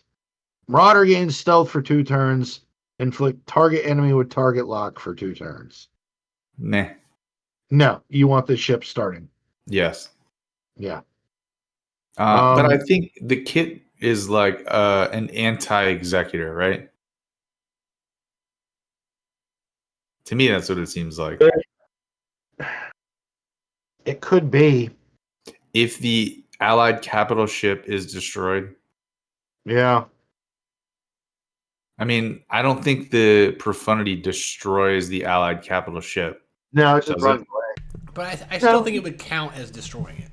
I think I don't know though. I know it's technically not, but words matter, and you know I know kits are not always. And then CG needs to clarify that shit immediately before we go any further.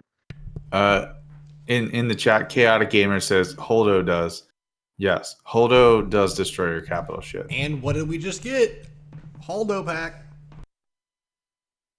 I really enjoy Holdo's the Holdo maneuver in game. It's not very common for it to happen, but when you make it happen, it's pretty satisfying. You know, I think to sum the Marauder up, I think in the state of GAC that we're in and how ships can make or break some matches, I think as a spender for me, I think this is a worthwhile investment, and I will definitely be pushing hard in the Galactic Chase to unlock this guy. Put your tinfoil hats on for a minute. Is this foreshadowing to another spot being put for ships in the back? You know, I just got to say that I hate you for mentioning that. And B, I don't. No, not yet. No. Soon though. No. I think 3 is good for now. This is going to make ships if on paper what we're looking at, this could make ships more interesting. But then again, we've seen a lot of shit on paper that we all went ooh and then it hit the field and ended up being the Bradley fighting vehicle. So there we go. I think that this makes the GAC ship meta more interesting because you can put more of your meta fleets on defense and try to counter and two-shot the meta fleets with something like this. It could very well be part of a counter, but it also gets, the Mace Windu fleet off its ass. Yeah, because it was doing nothing. Absolutely nothing. Like, nobody was doing anything with it. But my hope is, okay, so if this fleet becomes Mace, the clones, and the Marauder, and then you take the clones away from Negotiator, then give Negotiator a lifter. Or because this will weaken the Negotiator fleet, taking all the clones away. Like bring in Yoda's Starfighter, or maybe like Ooh. I don't know, some other Jedi starfighters, right?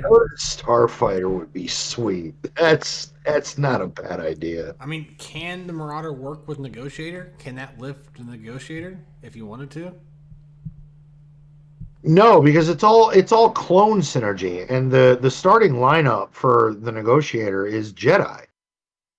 Okay. I think that I am with in kids. with the Galactic Republic bomber. in theory, the answer is no, because the ship is very heavily based on valor, and you only get valor from the endurance. That's it. Okay, people keep saying the Twilight. What is that from? What's the Twilight? It was a show back in the day. It was the Twilight Zone. I don't know. I thought you were gonna go with the vampire movies. You didn't love those movies when they came out? Are you? Wait a minute. You know what? Rant time. Seeing as how at one point I had young daughters, 3 of them, and yeah, I'd sit and watch fucking Twilight movies. And you know what?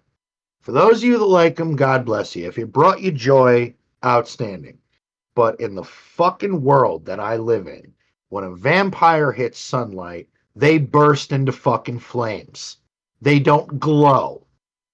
So that's all I've got to say about that. All right? Fucking. I've never met a man who enjoys those movies, unfortunately. He's glistening. Look at him. He's glowing. Get the fuck out of here. They explode. Okay, so the Twilight was a ship from the Clone Wars animated show that Anakin stole. But it was basically the ship that Anakin and Ahsoka flew around in and did certain missions in. It was kind of like a really crappy, shitty freighter ship.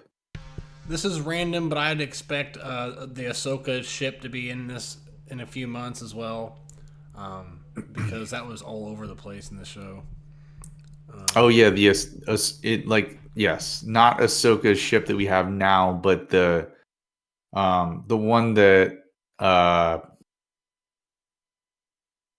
Hu Yang and Ahsoka fly in. There's so much fucking potential of things they could bring into this game from that show. We have a viewer question about that. So hold I know. It hurts my brain. There's so much. So Ricard in the chat real quick said that Negotiator has Valor as well. I don't know. Kids. I think it only does with the basic ability, though. I don't think it does with it's not Valor heavy the way Endurance is. I didn't know the Negotiator had Valor. I'm pretty sure Negotiator grants Valor with its basic ability. I'll pull it up. I mean, it's a possibility, but we've all known the Negotiator to do so well with Anakin, Ahsoka, and the Bomber. Right. I just feel like now they're, Mace Windu had his rework. A lot of people gave him his Zetas, relicked him up, have decent mods on him. So now they're giving you another reason to now start putting some of your attention more definitely mod-wise on your clones and make another fleet. But again, as for that conspiracy question of expanding fleet, fuck that. No, I'm not subscribing to that nonsense. Okay, so here's where Valor comes in to the Negotiator. The special where like the AoE special, deal physical damage to all enemies and daze them for 2 turns. Inflict target lock for 2 turns on 2 random enemies that aren't already target locked. All allies gain 30% turn meter.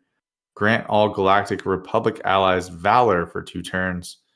Then all allies with Valor are called to assist. And Valor is grant Allied Capital Republic capital ship 15% turn meter and reduce its ultimate ability cooldown by 1 at the end of the turn. Also, the Chaotic says that Anakin's ETA 2 grants Valor when attacking target lock enemies. All right. This is a good segue for a mini segment I will be doing every week, where I read one basic ability for a character and make Bones guess who the character is. It doesn't have to be basic. It can be anything. But yeah, whatever. Are we doing that this week? Yeah. Yeah, we'll do it this week. I'm picking a random character for you today. There was no thought process then. We're just doing it on the fly. Oh, yeah, it's going to be totally random. Well, do you guys have anything else to say about this ship? I think they have something planned for it. They're not just working on it for no reason. Personally, I think this is going with Mace Windu. For higher spenders, this is definitely something you might want to keep a lookout for. Putting Mace Windu to relic 8 or 9 if this fleet is actually going to have some teeth and do some work in GAC. Some people are going to want to put these Bad Batch tunes at better relic levels, so we will see. But it looks pretty good. What have I been telling everybody for fucking weeks now? Work on your Bad Batch. Yeah. What have you not done since they came out? Hey man, worked on your Bad Batch. They're in my I made a little project squad area, and they're sitting there staring at me right now. You know, if they had a pack for 2 legends or a fully relict team of Bad Batch, I would have told Bob to get the pack for the totally. Oh, I would have done that. I'd have paid $20 for that. I mean, that's worth it. They're that good, and I don't have to fucking work on them. And I know we've already discussed the whole thing, but I forgot to say that, dude, the fact that I don't have to sit there for fucking months staring at Amilyn Holdo and Resistance Trooper and fucking Rose Tico, like that alone, if you just gave me those few for $10, that is so worth me not sitting there. That's why I would never farm them, because I would have to farm her. Don't you talk shit on the dinosaur lady like that. Oh, hold on. Bob had said way earlier in the show, you know, old man or people that have already bought this shit are, you know, if anyway, are you upset? And you know what? I'm upset for one reason. I think everybody should have to go through the agony, pain, the remorse, the guilt of relicking Rose Tico. I think everybody should feel that pain. So that's the only thing I'm upset about. And the pleasure that some people got to feel when they got to feed her to the Rancor, though, was it worth it when you fed her to the Rancor? Every time. Every time. That was still a lot of gear. That was a lot of gear I could have put definitely somewhere else. I used TIE Fighter pilot. I totally could have put that shit somewhere else. Good God. All right, so Avant, go ahead, take it away. What is your you're gonna quiz the Bob, the Bobberdamus, the Bonestradamus. All right. So for those wondering what I'm doing, every week I'm basically just gonna pick a character and either read their basic ability, their special ability, or their unique ability, trying to keep it in theme with the character's kit, because the running joke is that Bones doesn't know any kits. It's the equivalent of Kyler Murray reading playbooks. You're setting Homeboy up for failure. You already know how this is going to go. Okay, well, that being said, I will pick an ability, and depending on what the ability's name is, I might read as well to like either trick him or just bend his mind a little bit. Oh God, it's already twisted as it is. Yeah. Okay. So this week, this is a special ability for this character. The ability name is Never Any Doubt. I'm going to edit the ability so that it doesn't give it away. Great. He's gonna change everything, so I can never guess it. The faction of this character, all of their allies gain evasion up for 2 turns. Dispel all buffs on all enemies and inflict daze and healing immunity for 2 turns. For each buff dispelled, this character's faction, their allies will gain 10% offense until the end of the next turn, and this tag, their allies will gain 5% turn meter. This attack cannot be evaded or resisted. Jesus Christ, for the first segment ever on this show, you had to read him a fucking dissertation? He's not going to know this. Good Lord. Also, I shouldn't. I think I've already. Next time I can't look at the chat because I think I've already. I would have said like. Oh, you cheating bastard. You might have to do another one because I looked over at the chat. You know, I've got one for him. Okay, you cheating bastard. What's the answer? Echo. But thanks to Which Echo? I mean the Bad Batch, right? Yes. Okay. Well, I see where you went there. You Bad Batched me, fucker. All right, Bob, I've got one for you. I'm not looking. I promise. I'm really trying. I will somehow, some way, have you dragged out back and mercilessly flogged if you look at Discord for this one. Hey, I like a nice flogging sometimes. All right, never mind. So, dark side attacker, and that's it. But it is a unique ability, and it's called Flawless Riposte. Character has 100% counter chance. In addition, whenever he attacks outside of his turn, he deals 30% more damage, gains 15% turn meter, recovers 15% protection, and gains critical hit immunity for 1 turn. All in the name of Flawless Riposte. Who is it? I think I know this one. I think I know it. Is it Count Dooku? Wow, Avant. He knows his kits. Color me impressed. I'm impressed. I don't know why I even knew that. I think it was just the counter. I was imagining the tune doing what you're saying, and I just saw him going back and forth and getting. Well, just because you horridly mispronunciate the word and it sounds like an Italian dish, I had to do it in like the, angry Mario.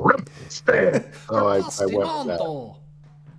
Everyone tune in next week when I try to stump Bones again and hopefully read the Twitch chat and find the answer. Yeah, Vaughn, I fucked up, brother. I'm sorry. I got you next time, though. What do you mean you fucked up? You looked at Discord and read the answer. That's intentional. No. I have the OBS. I have the chat in the stream chat up. The people in the chat. Yeah, it just pops up on your screen. Yep. So. Yeah. Okay. All right. There's always next week. And Jeez. I want both of you to test me. So do the same thing again, but you better step up your game, Logan. We'll have to blindfold you next week. All right. So the segment for this show is: Are you smarter than a free-to-play Bones? Yeah. AKA a first grader. All right. So we got any viewer questions? We got anything going on? Did we have any other topics to go over? We did Datacrons. Do you guys Conquest. want to talk Galactic Chase? We didn't say anything about that after the Marauder. Oh, right. Yeah, thank you, Bob. Oh, yeah. Okay, so for the Galactic Chase, it's light side energy, light side normal energy, right? So you can do normal or hard for light side. If you have not hoarded, you should hoard. You can hoard up to 2,000 energy, I believe. I mean, if you're listening to this, it's too late. It's already begun, and you should have been hoarding already. But you said the hoarding. We got to do the Nubian. I have completely lost my train of thought. That's you don't have the Republic credits aren't real. They are no good here. You don't have the right money, so you lost train of thought by the Nubian. Basically, the Galactic Chase is going to be scaled based on energy usage. So farm normal, farm hard nodes, whatever you want. It doesn't matter. You're going to get the same amount of drops, the same amount of shards drop. So farm your character shards, farm your Kyrotex, whatever, but hammer the light side nodes and get your ship. If you hoarded, you're better off, and you can most likely get this ship at 7 stars if it's the same drop rate for like 7 or 8,000 crystals, which is a good payoff. So, I mean, That's worth a 7-star character or ship, I think. I think so. I personally, I'm hoarding. I'm not gonna have 2,000. I'll probably have like 15 or 1,600, and I'm gonna do all the 50, all the 100 crystal refreshes towards light side nodes, and I should get it unlocked if it's the same cadence as the last couple galactic chases they did. So,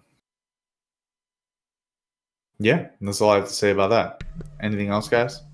I'm just gonna buy the fucking thing. So Of course you are. It's the same thing. You are buying it with crystals. Gonna buy it. Free to play it, you fucker. Make it Gonna free to drop- play. Gonna drop a crate, see what that does, and if that doesn't work, I'll buy another one. I'll just unlock the fucker. That's it. You know, it's just what I do. You know, sorry folks, my segments aren't very flashy. I just say I'm just gonna fucking buy it, and I'll let you know if I'm using it right. If the apocalypse happens, we're coming to eat you, man. You're gonna be the first They one. won't, because I'll be the only one that can afford a fucking shelter. I guess that's true. Hey, man, can I come in? I know I said I was gonna eat you, but I just want in. All right, viewer questions for this week. First one is from E-Ray Crafting Way. What is your favorite GL team to use on offense? Favorite non-GL team for offense? I'll start out. Every GL is on offense for me. So all of them. What's your favorite one? JMK, man. I mean, he just gets everything done. If you're not sure, just put JMK in there. Just JMK Cat. Without Cat, that's not the case. Jabba's fun, and then Starkiller. Starkiller is my non-GL favorite. It is my favorite team in the game, actually. Logan? I honestly, I have to say, I've been playing a lot with it in Arena, but since I put Farm Boy Luke to Relic 8, I've been having fun with Leia. Just all that damage, the bonus survivability, and the fact that Drogon and Farm Boy Luke just hit like absolute trucks and delete people. Yeah, I would say Leia is my most fun team to use right now. I'm floored you're talking about Farm Boy Luke. I don't, and I'd like to give credit where credit is due, and I don't remember the content creator that did it, but there was a video where somebody had mentioned Farm Boy Luke could be good in this team, and after reading his kit and all the bonuses that Leia gives and the bonuses that Drogon gives, especially with Keen Stratagem, and with this Datacron set, there is a Drogon Cron that it gives Keen Stratagem to everybody out of the gate. That is outstanding. And yeah, in Arena, there's been some times where Farm Boy Luke, just with one shot, has just killed people. Does he get down on a knee and shoot his rifle? I can't remember. For his big shot, yes. For his basic, he stands up and does it.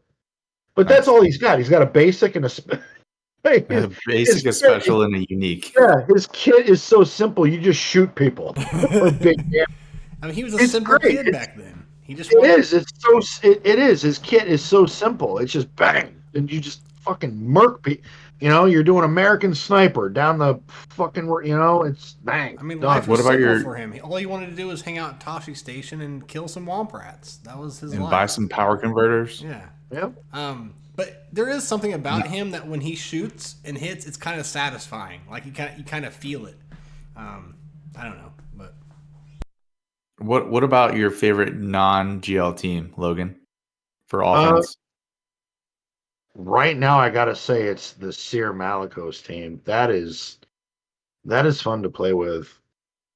Malicos is just fucking evil, and I haven't really tested him with Maul. I know Maul does well on a Seer team, but I don't know if I'm ready to give Maul up on the Lord Vader squad. But yeah, I would say non-GL, it's got to be the unaligned Force user Seer team. My favorite GL team to use for offense is Slicker. It's like a slow build with him, but I love getting him ramped up where he can just completely delete people. It's a lot of fun. Yep. And my favorite non-GL team for offense is CLS. To this day, CLS Rebels is still a powerhouse, Yep. and I love using that team to attack with. That was my runner-up underneath Starkiller. It's still destructive. CLS to this day is still just. I get sad when people place it on defense because there's like a couple niche counters to it. There really are. But I beat a Bastila led Jedi Master Luke with Watt with my CLS, and it was incredibly satisfying. Yeah, that beat a GL team. Yeah. I don't know. CLS has been around forever, and it still punches up to this very day. In GAC, you might see a wall or hit a back wall where you look at a team and go, ooh, CLS would fucking smoke that. And you have it. You haven't used it yet. And you smoke it for max, max or near to max banners. And it's every time. And I think to this day, they have to build kits for OP characters around CLS not countering them because they remove so much turn meter. So they have to come up with crazy mechanics to get around that because that's the thing. I know we're kind of going back to Datacrons, but especially with Rebels, it wouldn't shock me. I don't know so much in 3v3, but I think in 5v5, with this new set, you're going to be seeing CLS and Rebel teams more on defense. Like it wouldn't shock me if you started seeing a little more Mon Mothma on defense, but maybe not because Mon Mothma is a good option for cleaning up legends. True. I mean, where I'm at, I see him all the time. So in Kyber 3, it's nothing not normal to see her. So I'm sure. Okay. Crafting Way's second part of the question is, what's your guilty pleasure dessert? Something that you cannot turn down if placed in front of you, no matter how full you are. Everything. That's an easy answer for me is key lime pie. Okay, so I don't like cheesecake, but my girlfriend put me on like this kind of homemade Jello cheesecake that it's just cheesecake, but Jello makes it. Fucking, I don't like cheesecake. That is the most amazing thing. I could live off of it, yes, no matter how full I am. Did you just say you don't like cheesecake? No, I don't. But I like the certain kind that my wife makes. What's wrong with you? I don't know. I don't like. You mean you don't like cheesecake? I don't. He's part of the Pat Mahomes family. He puts steak Or ketchup on his steak, and Nothing he doesn't. the flavor of a steak quite like some ketchup. Hey, Jesus Christ! I'll do anything Mahomes does. I mean, as long as he keeps winning, whatever. You know what? I was about to say something, but I'm going to leave it alone. Just do it. Let's hear it. No. Come on. You know, I wouldn't hold back. What's your dessert, Logan? What's your dessert? Guilty pleasure dessert. Good Lord. Well, it sounds so, in a way, primitive, but it is kind of my favorite. If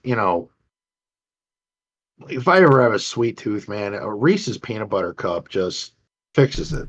Fuck yes. Yeah. And the eggs. The Reese's eggs, man. So listen to this. Yeah, those two. I don't want to take away from your answer, but I have a story. I do generally like Easter too, where they have the Reese bunnies, and you just get to cut up a rabbit and eat the fucker, and it's peanut butter and chocolate. Any of it, man. I love that. I wish I could get a tub full of the peanut butter.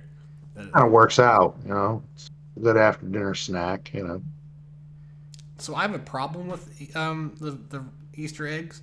Because we'll wait till they go on sale the next day, and we'll just load up on them. So many that it makes me sick, and I'll live off them until they're gone. And the first time I did that a few years ago is I was about 170 pounds, and we bought so many that I lived off of them for literally months. I didn't eat anything unless we just happened to be going somewhere. But the chocolate eggs, And by the end of it all, after I went from 170 pounds to 220 pounds. Jesus. It was a dark time in my life. You were you remember to brush your teeth before bed, right? Like, damn, homie, that's a sweet tooth and a half. Holy shit. What in the fuck? And then I did it again recently because I worked at Dollar General. So I got them for like a penny when it was done. So I did it twice in my life. But I'm done. I'm past that. All right, so note to self, keep Bob away from the candy aisle. God damn. All right. Our next question is from Aussie Mike. We've had Meniscus for a minute now. What do we think is the best team and modding for him? Where do you let's start with that. I gotta go to the bathroom. Don't ask me. This is all down your guys' aisle. All right. Oh, that's right. Best Bob team and doesn't have mods. torn meniscus yet. What do you think, Logan? I'm still putting him in a seer team. I had great success against him in 5v5, but I was using Slicker. I wasn't even gonna mess around with his team. But I think anytime you place a team that is not a GL and it requires a GL to beat with good banners, I think that's a win. It's a win. It's an absolute win. And yeah, I also am putting him with the UFU squad, and I think the modding is an offense set, and I like whatever else you want. It doesn't matter. Like maybe health, so he can survive a little longer. I don't know. well, for instance, for my Malicos, it's an offense set with crit chance, and I got crit damage on the triangle. His speed is 291. He's a little over 100,000 in protection, and he's pulling over 11k in damage, physical damage. Yeah. But again, I put my Malicos to Relic 9 because I saw the potential, and if I'm going to place him on defense, I put him to Relic 9 almost as a guarantee that you're going to have to use something extremely expensive to deal with this. Mm-hmm. Yes, and so I've faced Malicos a couple times, and dude, it's not fun. 50% of the time, my Treo counter works. And then, you're using the Treo counter. No, how many times did you do that, and how did it work? So 50% of the time it works. The other 50% of the time, I found it's hardest when there's a double tank, because you can't kill. Like the goal is to let Malicos assist and like bring his health down with his out of turn attacks. Yeah, because of the Trea unique, and then you have to kill him. If you don't kill Malicos and he starts throwing the boulders at you, he's gonna kill you. Good God, kill you. He kills. He killed one time. He killed Nihilus. Another time he killed Scion, and another time he just obliterated Savage. I could not believe that he did my Savage. And I would have to say, for that counter, losing Nihilus is checkmate. It is. Yeah. And when you lose Savage, the goal is to just kill as many of the characters as you can. And so, like, one time I was able to kill Malicos. And the problem with that squad is, like, Malicos goes ham. And then Seer, she pulls the gun out, and then she throws the saber, and you're like, well, that player's gone. Yeah. Well, also, if you have a really strong Ahsoka Tano Fulcrum who's modded very well with Datacron sets, even that tune potentially could wipe somebody out. I mean, I found that the Trea, right away, it's either going to work well for you or you're going to get stuck behind a taunt, and Malicos is just going to ruin things for you. And I'm trying to remember what I used to counter. I think I remember. Sith Eternal. My Sith Eternal countered it very easily for banners. I could see Sith Eternal just withstanding that, and as long as you link the right people in the team, it's done. Right. So you link Malicos, and then I think you have to link one of the tanks because I It think would have to be Crew, because Crew starts off with Taunt, and then you correct. have to link Crew and then link Malicos. Yeah, you link Malicos, and like so for me, that counter is good, but I need Jedi Cal because Jedi Cal will allow me to take my counter, my C counter that I was using for Malgus, I know, and then man. That I'm in the same boat with you. That's something I'm waiting for. I don't I have need Jedi him. Cal either. It's fucked up. I got GL Leia, but I don't have Jedi Cal yet. But that's like the one thing I'm waiting for that makes that Malgus problem go away. Yes, Jedi Cal. Yeah. Yeah. Yep. Aussie Mike's Not next even so part. much. It's not even so much that you need him that high and it's his abilities that. Oh my god, he just stacks his damage, and he just when he starts throwing the stones, he just is. It's scary. I know they're saying closer to Halloween. That's what I've heard.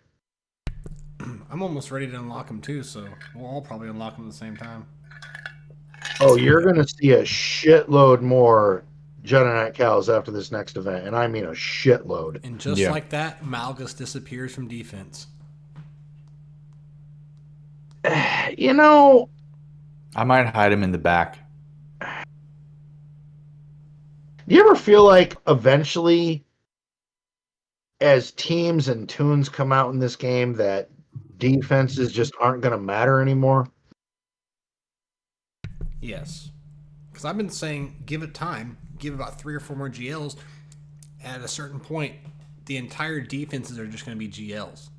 Yeah, because I overheard an episode of the Gambit, and I think Solo had mentioned that somebody that I can't remember the content creator name, but he said that somebody else had said that at some point defense is not going to matter anymore, and I found that comment to be really interesting. And when you look at it as you build your GP and build roster depth and you have more toys, it gets to the point where you're going to get something new, you're going to place it.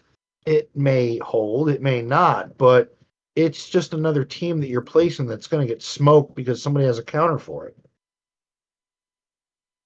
And as I the agree. game grows, we just have more and more counters. But you can't make GAC any bigger than it is. It would be way too time consuming. Yeah, yeah. So eventually, yeah, maybe there is some truth to that. Maybe eventually at some point, defense just isn't going to matter. And what will? Datacrons. That and banner efficiency. Yep. So maybe certain relics and certain characters. I don't know, but eventually everyone's going to have the same thing. So yeah, it's inevitable. That's for sure. Aussie Mike's next portion of the question: where do you think the new Gideon will fit in? That was it. Just where do we think he's going to fit in? Yeah, Oh, I think it's going to be. I mean it's Well, Imperial yeah, remnants. unless you're a massive TW fan, I am not. He's going to go. I mean, he's going to be the lead. The other Moff Gideon is going to be in support. Scout Trooper will be there, and then I would think Stormtrooper Death and Trooper. Death Trooper. Yeah. Yeah. Because I feel like with that team, even though Moff Gideon is a tank, I know we read the kit last week. I still feel like you're going to want another tank in that team. It's just I'm still trying to figure out where's the damage going to come from. I mean, I know a lot happens with his kit and debuffs, and Scout gives them out in droves, but we got to see. Yeah. We got to see. And maybe it's Death Trooper. Who knows? Could be. So that's what I would bet on. The final portion of Aussie Mike's question is, for those sitting on their yachts, what is the best Leia team? Oh, so far, the two versions that I like the most is obviously Leia, Drogon, R2, Old Ben, and I know the last time you guys did a roster roast on me, you gave me a bunch of shit for not having Baze Malbus in Relics. Well, now the fucker's at Relic 7 with really good mods because I heard he was going to be pretty decent in this team. So I'm torn between him defensively because he has an auto taunt. And I know there's something in his kit where he gains turn meter through debuffs.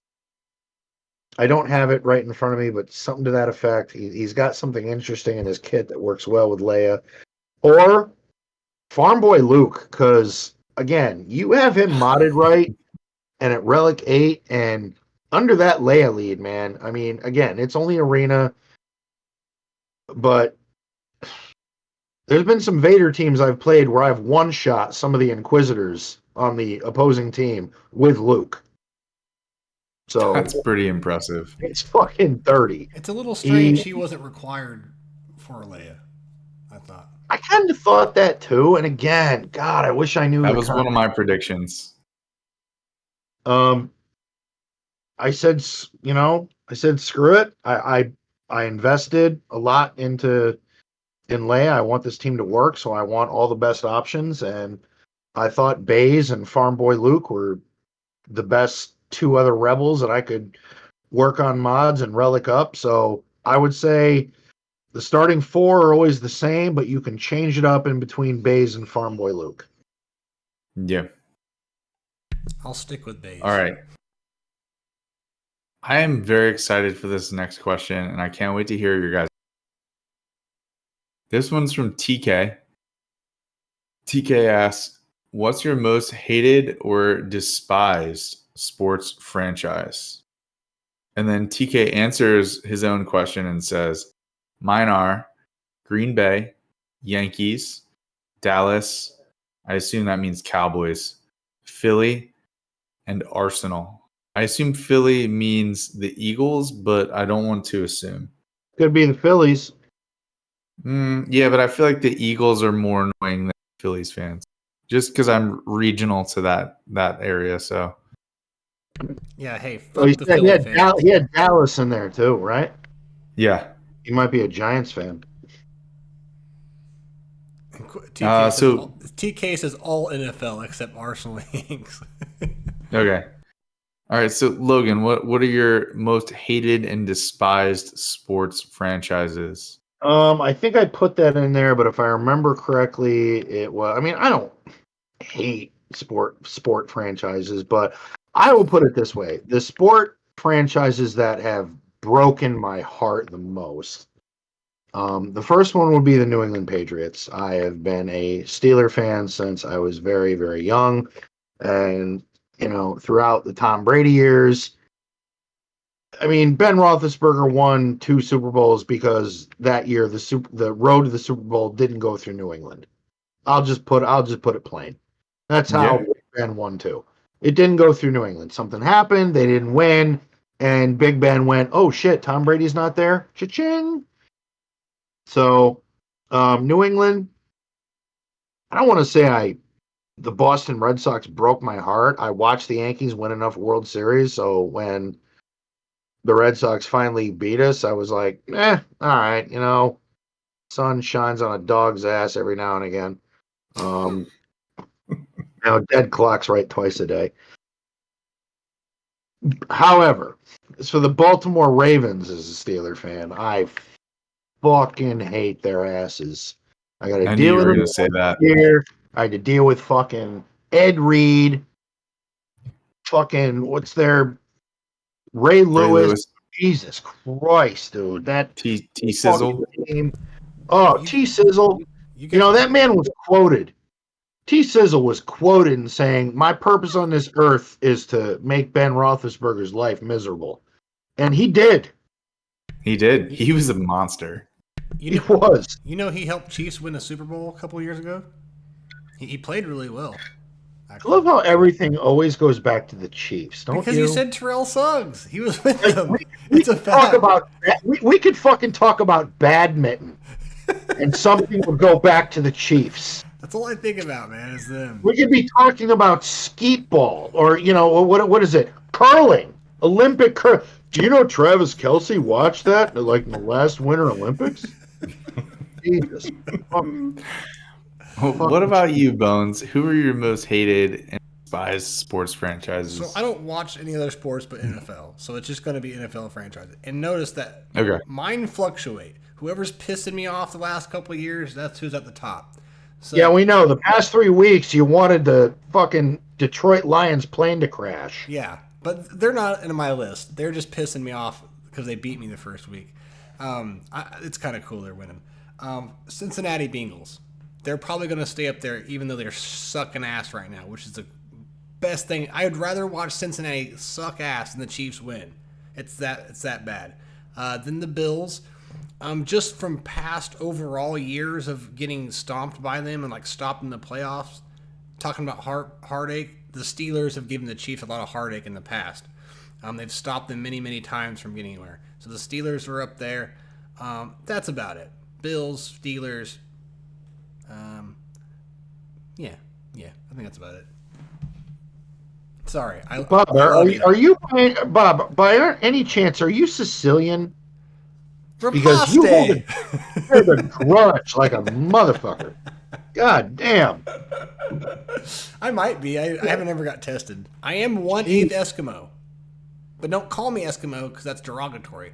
I'm 1/8 Never got Inuit. tested. My great-grandmother was full-blooded Inuit. She lived in... Am I Sicilian? I don't know. Put this under your tongue.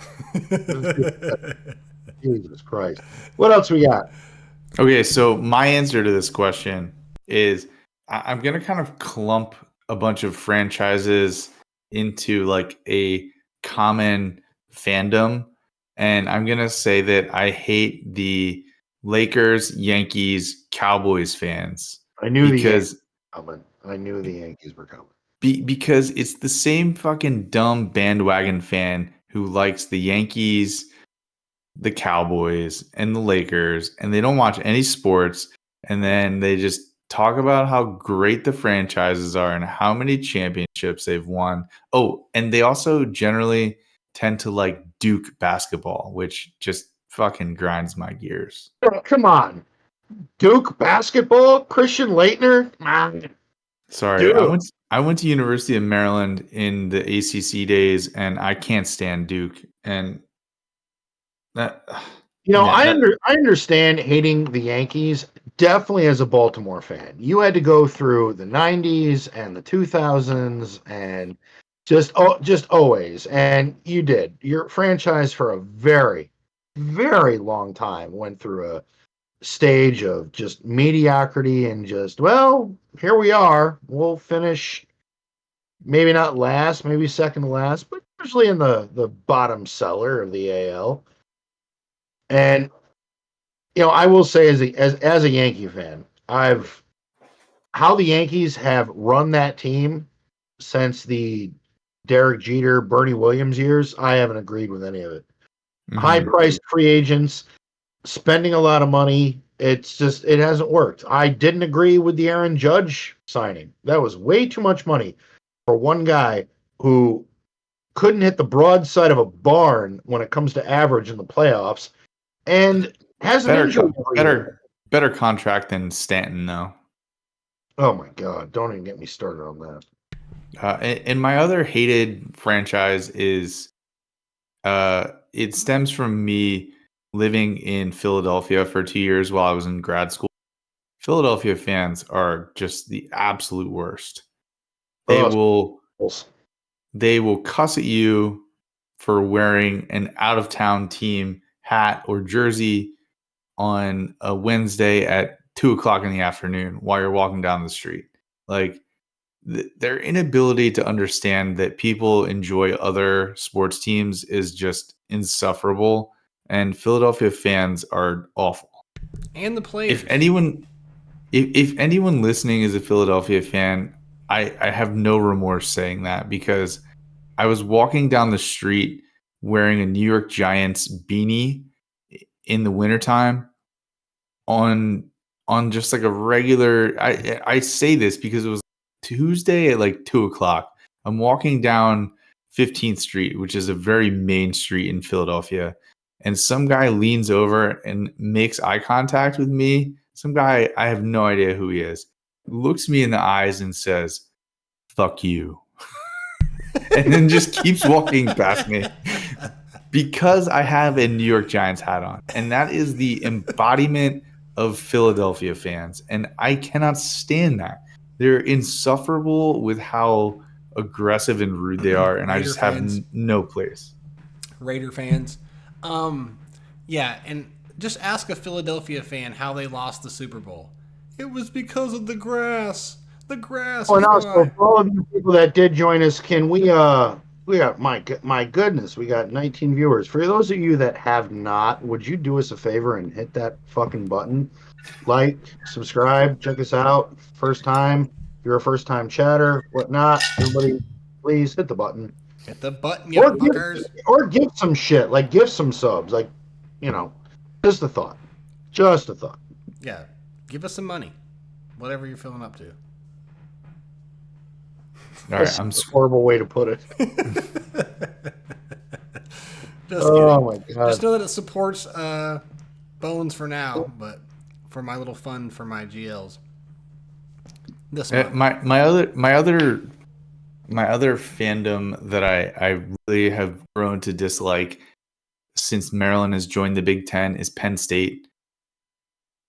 Their like pretentious attitude of like how good they are, and like maybe it's just the fact that the first time I went to a game at Penn State and witnessed the "We Are Penn State" chant, I was just like, oh, you guys, this is just not, like, just stop it.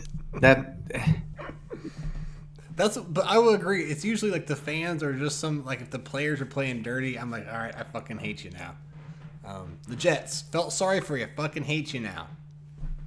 After last week. You can't feel you can't hate the Jets. They're the Jets, I didn't. man. I loved them. I was supporting them, and then they wanted to play dirty and be some assholes and complain about being a Swiftie and all that shit.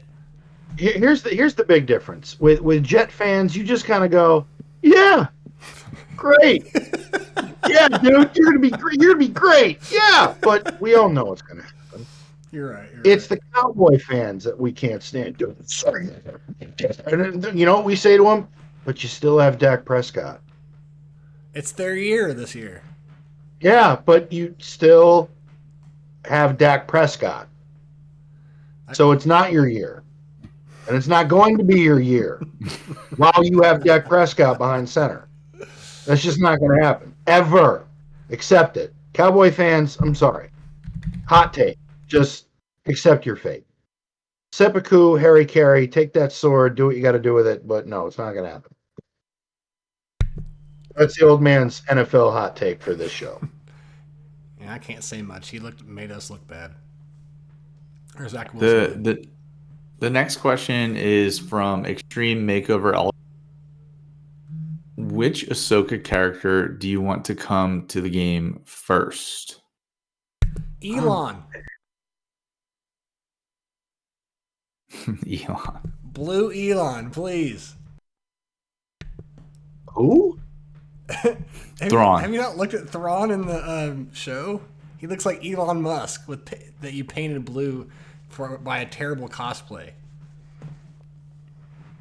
Do you know who the actor that plays Thrawn? Do you know who his brother is? Yes. Is he a Skarsgård or something? No, not a Skarsgård, but his brother played the villain in 007 Casino Royale. His brother was Galen Erso. That's right. His brother was Galen Erso. That's right. That's his brother? Mads Mikkelsen? Yeah. Was it Mads Mikkelsen? I fucking love that guy. His brother is Thrawn. That's like, his older brother. Thrawn is Lars Mikkelsen. Yep. Listen, Mads Jr., unfortunately, I'd rather your brother would have been Thrawn. He would have actually probably looked better. But I'll quit being negative. Sorry, everybody. I love Ahsoka and I love Thrawn. Who's your character though, Logan? Captain Enoch. Enoch. That's a good choice. Yep. I'd like Imperial, like him for Imperial Remnant. Maybe shore up the Mando. I mean, it's not lore, but the not the Mando team, but the Imperial Remnant squad. Bring that dude in with the gold face and the fucked up uniform. That'd be great. I just want something different because everyone expects a new Thrawn or a new Ahsoka or that. Like, no, do Enoch, do something different. Hands down, my favorite character so far has been Balin, and I would love Balin. I would love a version of Balin where he grips his lightsaber and then swings it like a fucking broadsword and just He did too. His fighting style was just in your face. It was all power. he was a brute. Yeah, power. Absolute power. All And power. I man, I'm so sad that Ray Stevenson died and that No, I know. he couldn't witness like how much people enjoyed his character. Of course, we're not going to go into spoilers or anything, but like No, so I haven't he seen the last episode yet. he was There's Ray nothing to Stevenson. spoil. Ray Stevenson was amazing, and Balin Skull's character is so interesting, and I wish that he could be here to see how excited fans are about how awesome of a job he did. Oh, I know. I think he would have loved it. I think he would have loved how well received his character was, and just that, he kind of lost his path, but he still had honor. Like he still like just the way He's very intriguing as a character, and I think that I would like to see more about him if that's possible. yeah, I'd almost feel like if they did bring him to the game, just how his character was, you could almost consider him neutral. Nah, he's dark side. No, definitely dark side. I mean, they don't really clarify, but yeah. I mean, you could say neutral, but in the show, if you're just going off the show, he did nothing but bad guy things. But his history says it differently. But there are characters who are neutral, who are not considered neutral in game. So yeah, he did bad guy stuff. He did nothing. Well, I'll just shut up. But He did bad guy stuff. we are no Jedi, and then he murdered a bunch of rebels. Yeah, he's pretty dark. He's dark side. All right, yeah, you're right. All right. Mine would be homeless turtle If you things. commit mass murder, you're dark side. Yeah, gotcha. But the homeless turtle things are my favorite. So Extreme Makeover Alderon's second part of the question is: would you rather have the homeless turtle faction or the Gungan faction added to the game? This is just for you, by the way. I love doing this podcast. I really do, but I love how my reputation precedes me that I would rather gargle diesel fuel than have that useless reptilian accident prone breathing helium fuck into this game. No, I would rather have a faction of the turtles, the little turtle people, where their special is don't move for five turns. This battle will be a draw. Like, no, fucking Jar Jar, stop with the nonsense. It is so unnecessary. It's not happening. It's not going to happen. It's never going to happen. It's like the Cowboys winning the Super Bowl in your lifetime. It's not going to happen. No Jar Jar, not now, not ever. Or the old man goes free to play and tells CG to get fucked. I can't wait for that day. So it's not just me that's pissed off that day, ready to quit. Yeah, it was funny because we were talking on the Discord. Someone was like, "They're just like mobile homes. They're not homeless." And I was like, "No, their shopping carts are just motorized." No. That one scene where they're doing the chase. No, That was definitely boring. That was definitely a mobile. Like, remember that scene in Independence Day where all the mobile homes show up to Area 51? Yeah, that was a good scene. That was the scene. The Ahsoka one was not that good. It was slow. It reminded me of the scooter chase in Boba Fett. We will not go quietly into the night. Oh my god. That may be my favorite movie speech of all time. That or Any Given Sunday, I can't decide. But also, we didn't talk about Ezra. I kind of liked him. He was one of the ones I liked from the show.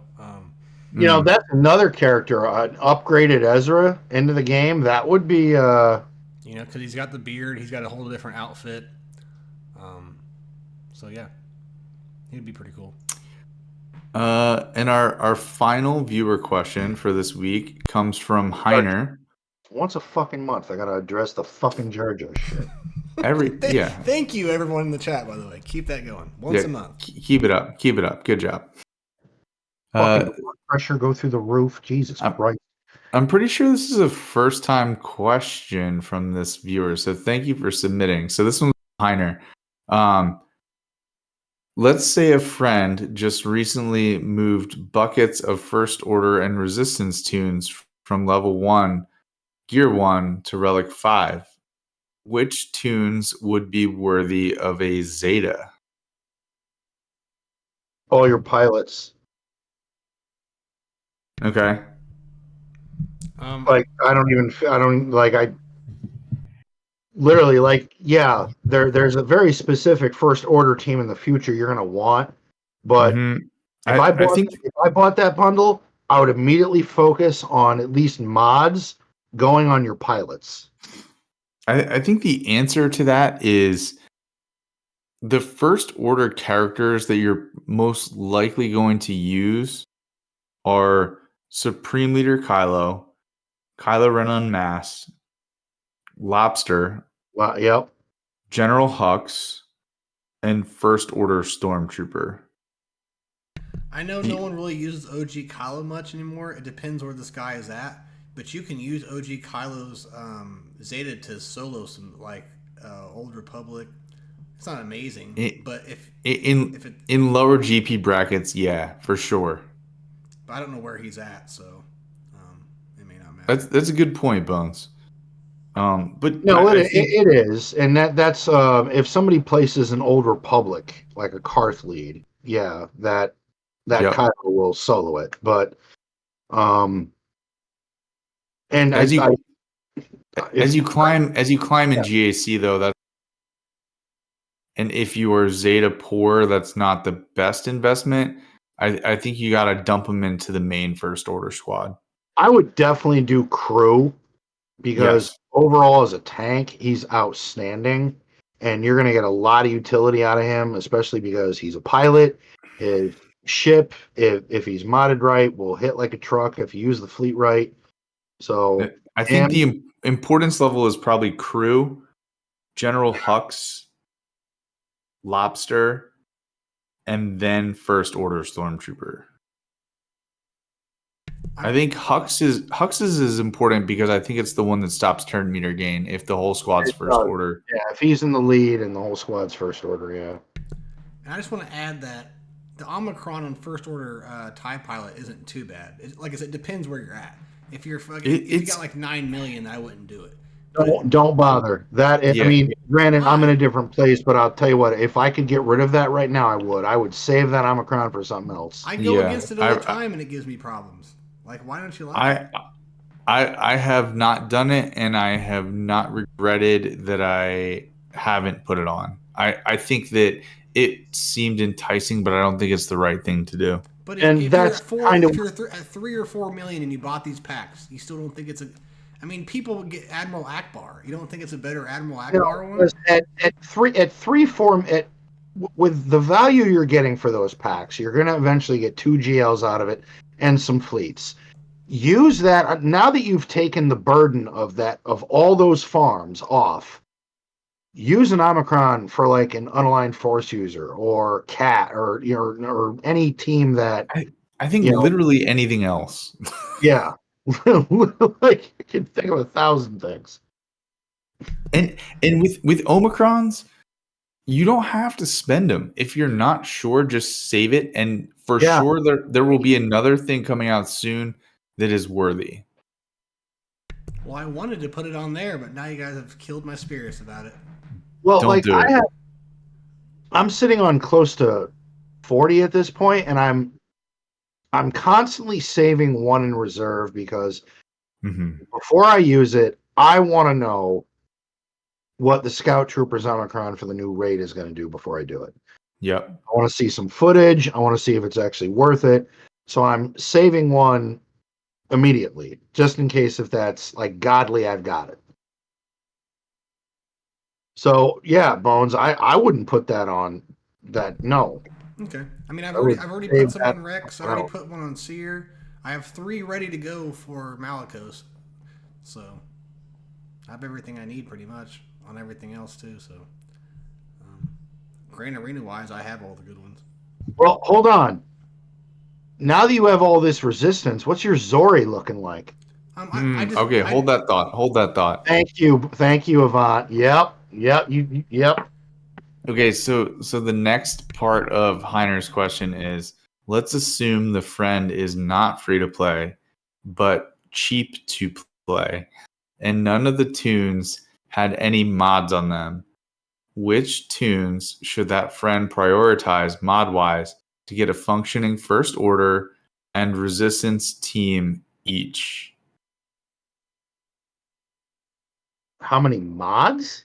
Yeah, so like who would you prioritize modding wise? And like Bones did his stream earlier today on Twitch, and I talked about this a little bit.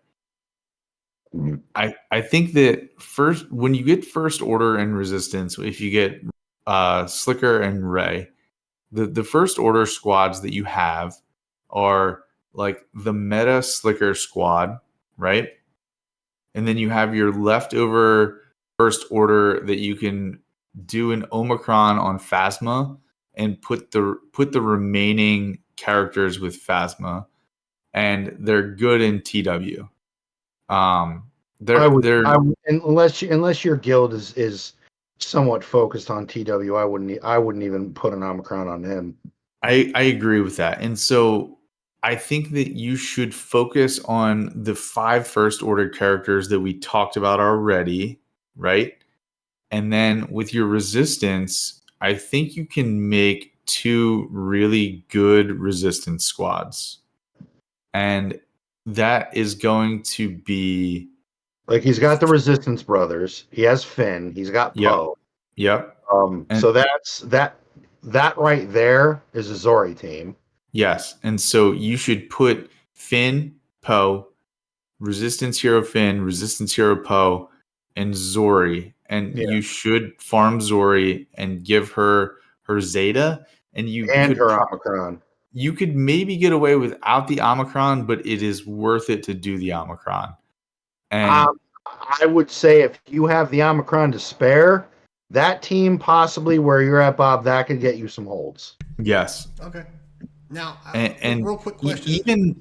Even with her not at 7 stars, that character with an Omicron is going to wreck people. Yeah. So, like, how high can I take her where she'll start noticing some difference? Because 3 stars with her Omicron. No, like gear wise. Yeah. Like, does she have to be at gear 11 before I start implementing that team, or when? No, I would say if your other resistance are all in relics, yeah, you put Zori at 3 stars, gear 11 with a Zeta and an Omicron, and that team's going to do some work. Yeah. Okay. All right.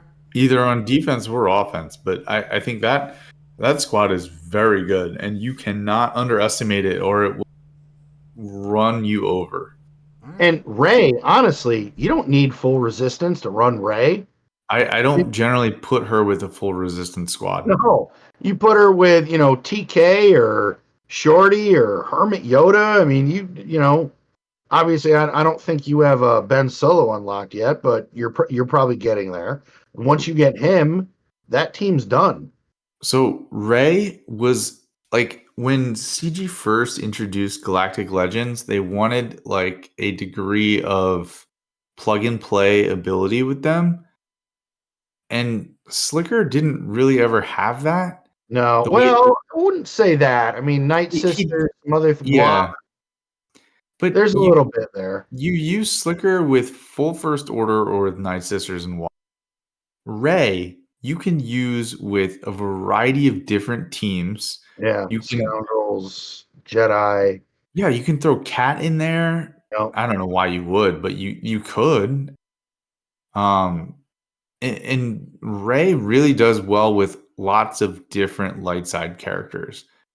And I think the best recipe for Ray is Ray, Ben Solo, JTR, a good tank, and some kind of healer. Either Hermit Yoda or Holdo or Barris, someone that's going to equalize health or dispel debuffs and grant health to other allies. yeah, because Um, until you get Ben Solo, Ray is going to be the one doing pretty much all the damage. everything, So yeah. you want to keep Ray alive as long as humanly possible to get her to get into as many ultimates and sudden whirlwinds as possible. But yeah, I don't like the original idea was that Ray needed the handbag bros, Resistance Hero Finn, Resistance Hero Poe. No, she doesn't. They go with Zori. They go with Zori, Finn, and Poe. Yes, absolutely. Um, but I think Ray is interesting, and people love to hate Ray because she's a sequel trilogy character. I don't give a But shit how bad the movie she was in. She's a damn good GL. she's a good GL, and she's a pain in the ass to face She if your is. opponent puts like the right squad with her, because she will steal banners, she will put her sabers up and go into like full protection mode and protect the whole squad, and then she just sends shit sideways so fast sometimes, and it is. I feel like every content creator who has streamed GAC has been on the wrong side of a Ray battle. Oh yeah, like they have a counter that has worked for this work, and then you get that one moment of RNG where she does a sudden whirlwind, and one of your characters just gets deleted, and you go, "Well, that fight's Well, over." in the words of Malikos, die well. Die well.